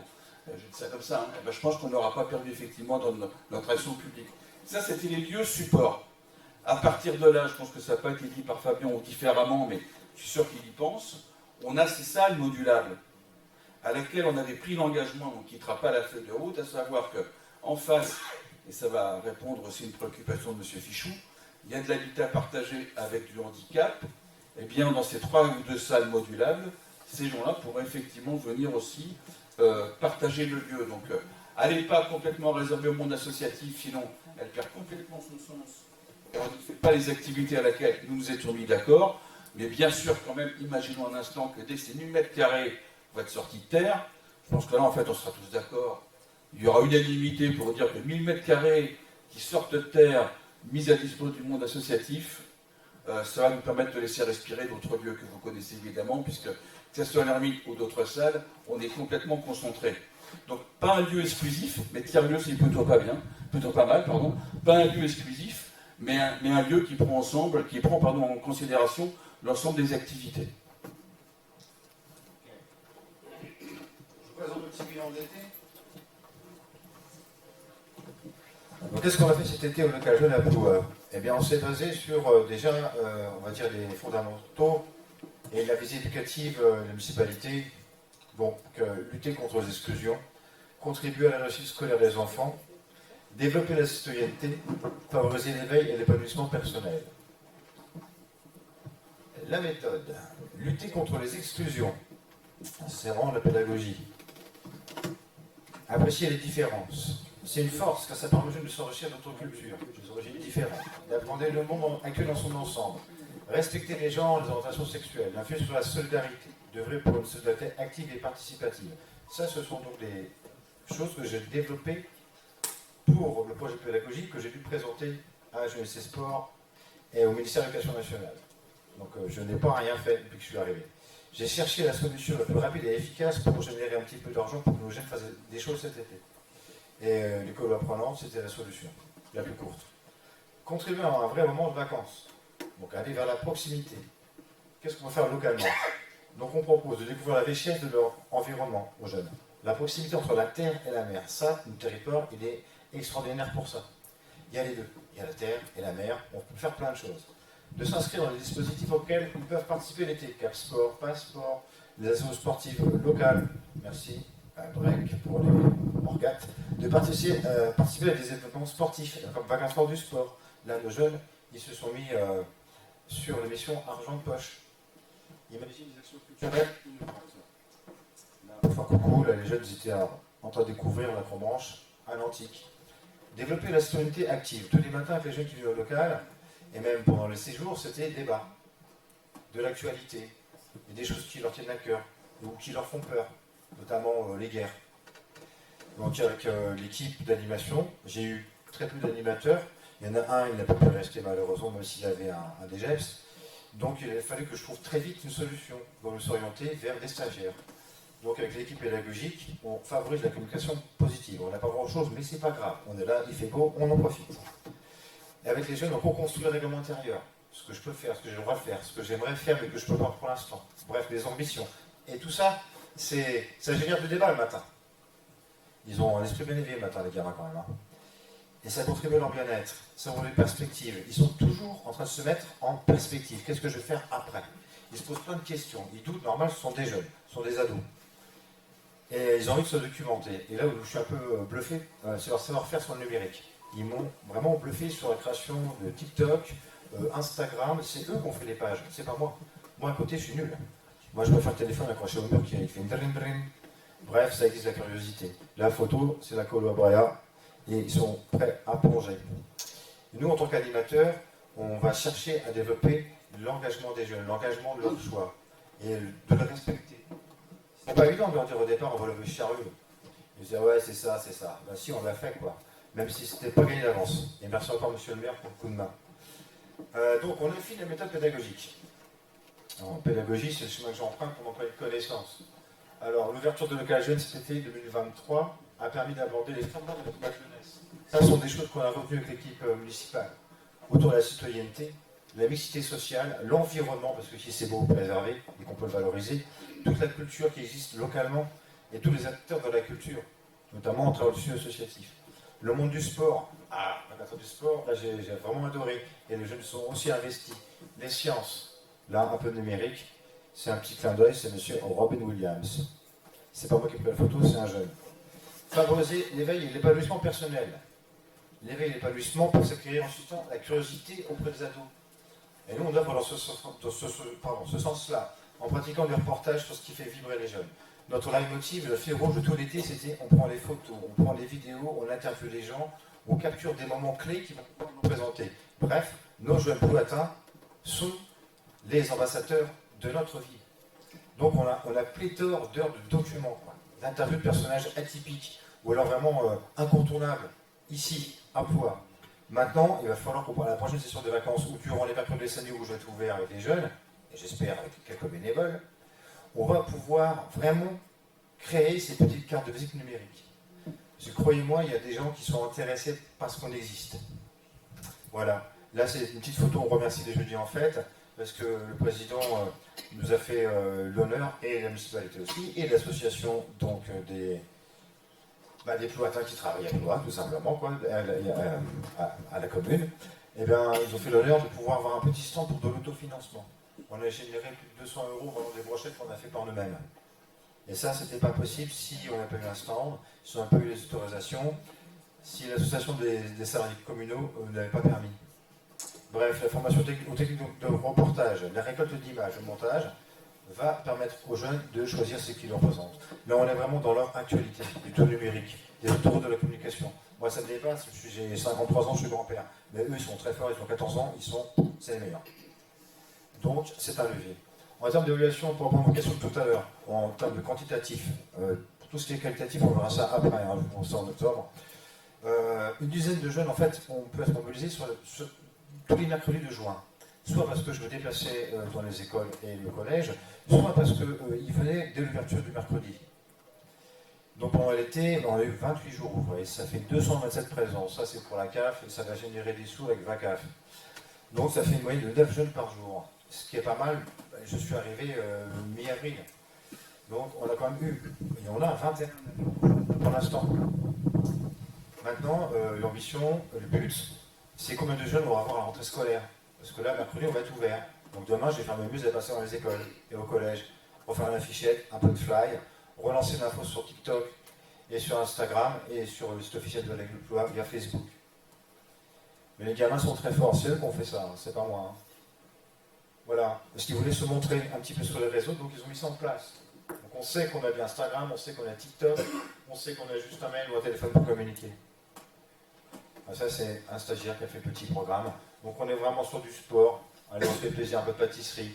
On a quelques activités payantes, mais pas toutes. Notamment l'acrobranche, ça a bien marché. Des fois, on est fermé parce qu'on est sur des missions de reportage. On a pris des rendez-vous avec des incontournables. Je pense aux marins-pêcheurs ou à nos amis archers de Saint-Quay. Tous les jeudis, on était au jeudi en fait. Alors soit on avait le stand, mais aussi on était en soutien logistique. Voilà, à mission argent de poche. Ça leur a plu. Rennes, ça c'est une de leurs idées d'aller faire du trampoline. On avait un champion de trampoline avec nous. Donc celui qui a dit, j'irai bien là-bas, je connais. Bon, on se sont amusés, c'est épuisant, moi j'ai pas fait. Hein, mais vous verrez les images, ils sont assez forts. Et un peu de shopping après. Bon voilà. Donc, globalement, on a fait pas mal d'accueil informel aussi le matin. On devait faire 4 belles journées de voix à la break. Mais pas de bol. Pas de bol, il y avait presque 6 robots qui soufflaient en bas. Donc on a réussi à faire qu'une seule matinée, un canal de 2 heures, où les animateurs de Tigre ont dit, Fabien, t'as 2 heures, viens, maintenant c'est tout de suite. Ok, voilà, c'est comme ça, c'est la nature. La fermette a ouvert ses portes, on a un super reportage de plus d'1 heure sur tout ce qu'ils font. Donc sur l'aspect de bien vivre la biodiversité, d'être heureux d'être là, peut-être d'apprendre à recycler des choses convenablement, mais aussi une super notion qu'ils apportent, c'est l'autoconstruction. Voilà, on a abordé le CMJ, on a fait quelques petits portraits, malheureusement les paysans n'étaient pas au rendez-vous, ne pouvaient pas, car c'était très occupé. Et après, c'était les séjours à Bréa. Et on a clôturé par une soirée avec les parents. On a partagé des hamburgers avec leurs enfants. Pour donc l'école apprenante, j'ai dû présenter un budget prévisionnel. Bien en amont de ce que je sais pas, bref. Il était un peu ambitieux. Mais toujours est-il qu'il y avait des impondérables, notamment pouvoir avoir des subventions d'État via l'école apprenante. Il faut savoir que l'État donne quand même 100 € par jour par enfant, ça peut grimper très vite.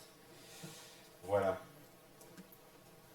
Moralité, eh bien, on est sur un budget un peu excédentaire, on a plus de 2400 € de budget en plus, parce que l'État a bien voulu nous l'accorder. Et là, pour vous montrer de quoi sont capables les jeunes, on va passer directement.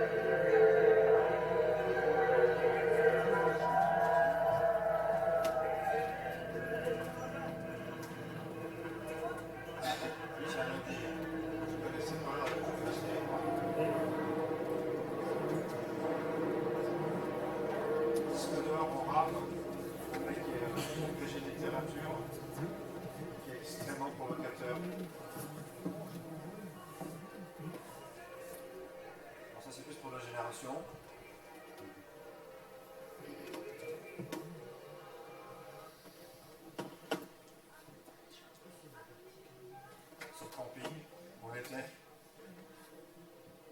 Ouais, là, elle chante bien.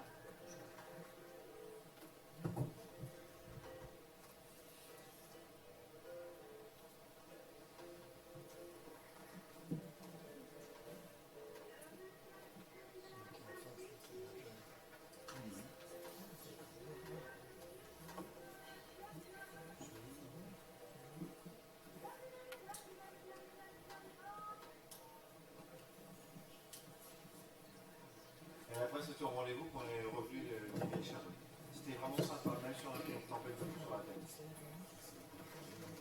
C'est le jeu, hein, le camping. Deuxième séjour.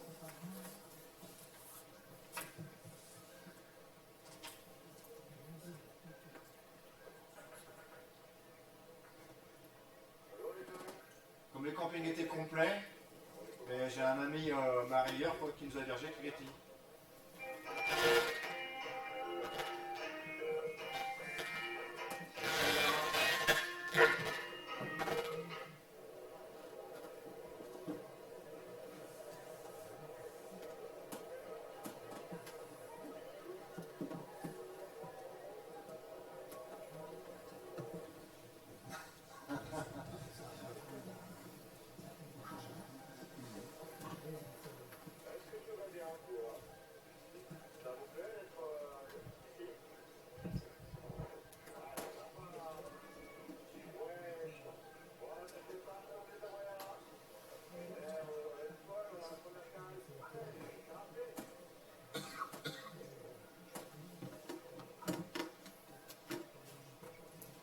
Directeur d'école de plongée de Bréa. L'équipe. Sous l'eau.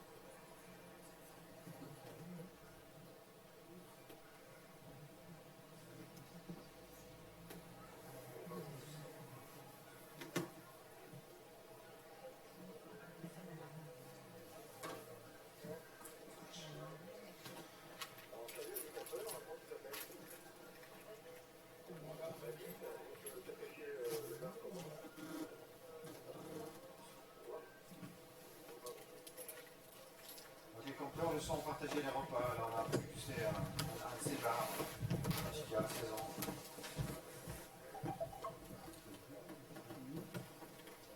On fait des rencontres rigolotes.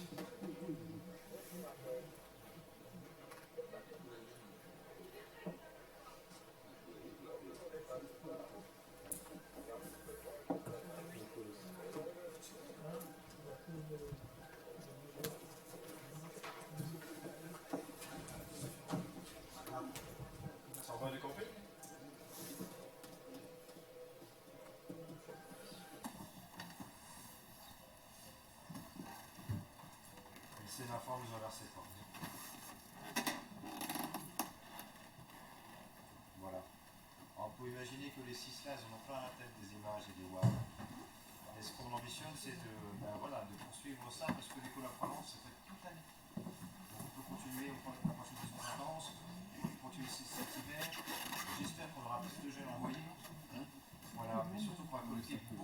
formation et des choses qui nous représentent.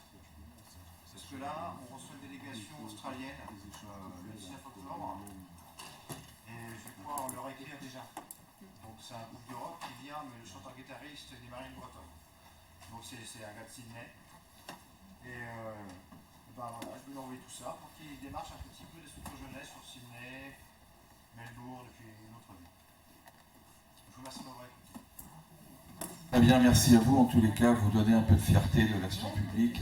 À quoi ça sert l'action publique? Ça sert à faire ça, effectivement.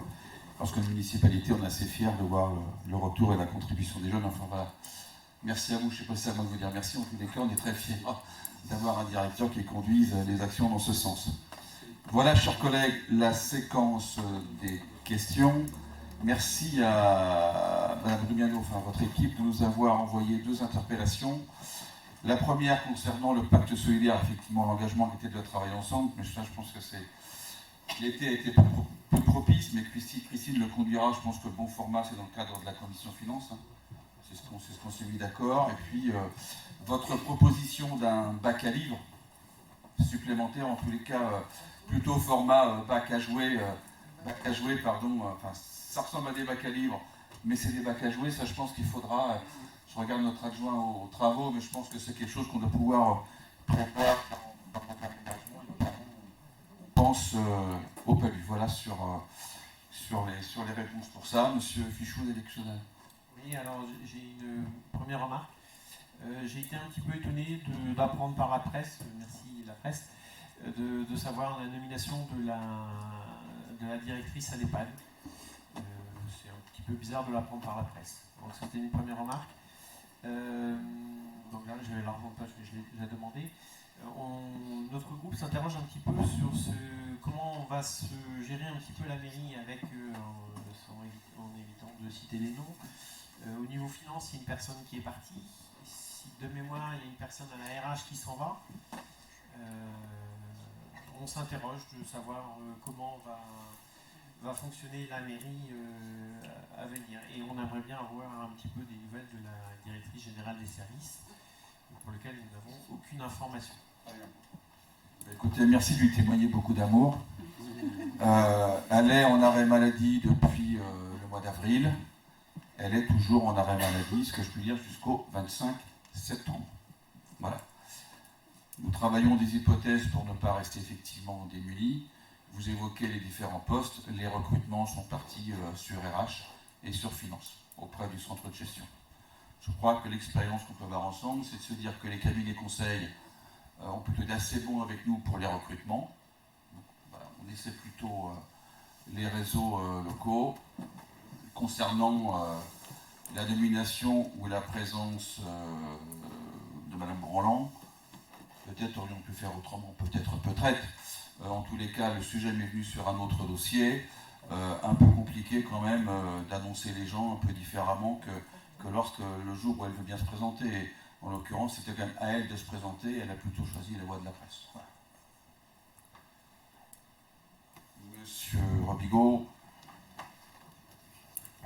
Alors moi, comme d'habitude, ça sera soit vous répondez, soit bien sûr ce sera réponse au prochain conseil municipal sur nos questions. Donc je reviens encore une fois sur le camping de Kerjan. Où en sommes-nous de ce dossier? Après une première réunion d'un groupe de travail un après-midi de mars, plus rien. Y aura-t-il, comme promis plusieurs fois en conseil, une réunion citoyenne sur le site? Si oui, quand? Je déroule les questions. Allez-y, déroulez. C'est plutôt pour M. Guillouette. Où en sommes-nous du dispositif Petite Ville de demain? Va-t-on avoir un nouveau calendrier de réunion, un échéancier pour les premiers travaux et projets? Pouvez-vous nous faire un point sur la gestion des camping-cars au PALU? Avec plaisir. Qu'en est-il du nouveau local pour le secours populaire? Vous aviez annoncé au printemps dernier des travaux d'aménagement pour cet automne et un déménagement début 2024. Enfin, où en sommes-nous de la convention avec Sciences Po Junior Entreprise dans le cadre d'une mairie apprenante? Encore une fois, conseil municipal du 13 mars 2023. Cette convention a-t-elle été signée depuis? Notre groupe avait voté contre. Si oui, quand va-t-elle prendre effet? Il y avait à l'époque besoin de formation, consultation citoyenne, étude de satisfaction. Pour rappel, le coût estimé par la commune était de 4 300 €. avec un échéancier de paiement à la signature. Merci. À défaut de répéter ou de faire les choses incomplètes, je vous propose au moins de répondre ce soir complètement à la question des camping-cars, parce que celle-là, elle est vécue, elle sera précise. Et puis les autres, je crois, les choses se croisent, il y a des bouts d'éléments de réponse, mais je préfère que les collègues nous travaillent une réponse précise pour la prochaine fois sur les différents sujets, puisque des études sont faites, les choses sont parties, PVD, les réunions d'après-saison estivale se remettent en place, etc. Donc, Secours populaire étude également avec des choses qui sont parties. Donc, en fait, au prochain conseil, il y aura des choses précises entamées. La gestion des camping-cars. Oui, tout récemment, en matière d'actualité, et comme c'est public et que nous sommes enregistrés, je le rends à peu près à ceux que je dois des choses, clairement, je leur fais du retour. Sur injonction de la sous-préfecture, nous avons donc fermé l'espace enherbé, tout le monde le situe, bande des 100 mètres. Sur injonction de la préfecture qui nous dit, eh bien écoutez, ils peuvent se mettre ailleurs, je suis sûr que je ne me trompe pas, dans le c'est bien ça, à laquelle nous avons dit, nous quand même à Ploie, et je regarde le simple magistrat, M. Duval, quand même qu'à Ploie, les camping-cars ne se mettaient pas sur le front de mer. Donc l'arrêté comprend les deux, à savoir plus du tout bande enherbée, pas au front de mer, mais vous avez le droit temporairement de stationner. Voilà les choses telles qu'elles se sont passées, et je précise bien le mot injonction. Je dis injonction, puisque ça ne fait pas encore 2 ans que pour ma part, j'ai cette écharpe qui change la vie, comme disait quelqu'un. Pour avoir rencontré les services de la préfecture, des DTM, il y a tout juste 1 an et quelques mois, ils nous avaient donné, cette municipalité, en tous les cas ma part, de pouvoir agir sur 2 ou 3 ans. Très bien. À laquelle, moins d'1 an et demi, on me demande d'avoir trouvé tout de suite un terrain pour les camping-cars. Monsieur, demain, il y aura une initiative, mais c'est surtout mercredi, on doit recevoir monsieur le sous-préfet, à laquelle nous lui ferons une proposition de terrain entre le bourg et le Palu, qui puisse accueillir des camping-cars. Il y aura donc un arbitrage de sa part ou des services. En tous les cas, je veux saluer ici, par contre, très franchement, parce que dans la vie, il faut être respectueux et franc, je salue monsieur Dufumier, directeur de la DDTM, qui a été constructif cette matinée et qui nous a permis de trouver ce compromis. Il vaut ce qu'il vaut, mais c'est un compromis. Donc voilà, sur la gestion des camping-cars. Tout le monde aura remarqué l'arrêté, pourquoi il a été fait. Les choses sont dites très bien. Nous travaillons une solution. Il serait bien que là aussi, l'État soit un peu à nos côtés s'il y a quelques ambiguïtés, on va dire, d'urbanisme à lever. En tous les cas, notre volonté est là de trouver une solution. Voilà, est-ce qu'il y a d'autres questions, M. Duval, Mme Bazin? Voilà, chers collègues, donc merci de ce conseil municipal. On espère avoir répondu à vos inquiétudes, à vos questions. En tous les cas, on vous souhaite évidemment une belle rentrée, puisque ce matin, nous étions effectivement dans nos 2 écoles avec les enfants, et à laquelle je crois que dans les 2 écoles, on peut dire que l'ambiance était plutôt sereine, en tous les cas, des enseignants prêts à faire agréablement leur mission, même si on est sûrement de la revue avec eux sur les menaces qui pèsent sur l'école, et notamment sur l'école publique, pas la nôtre, pas que la nôtre, mais aussi les autres écoles. Voilà, chers collègues, merci de votre présence. Mesdames, Messieurs, à très bientôt.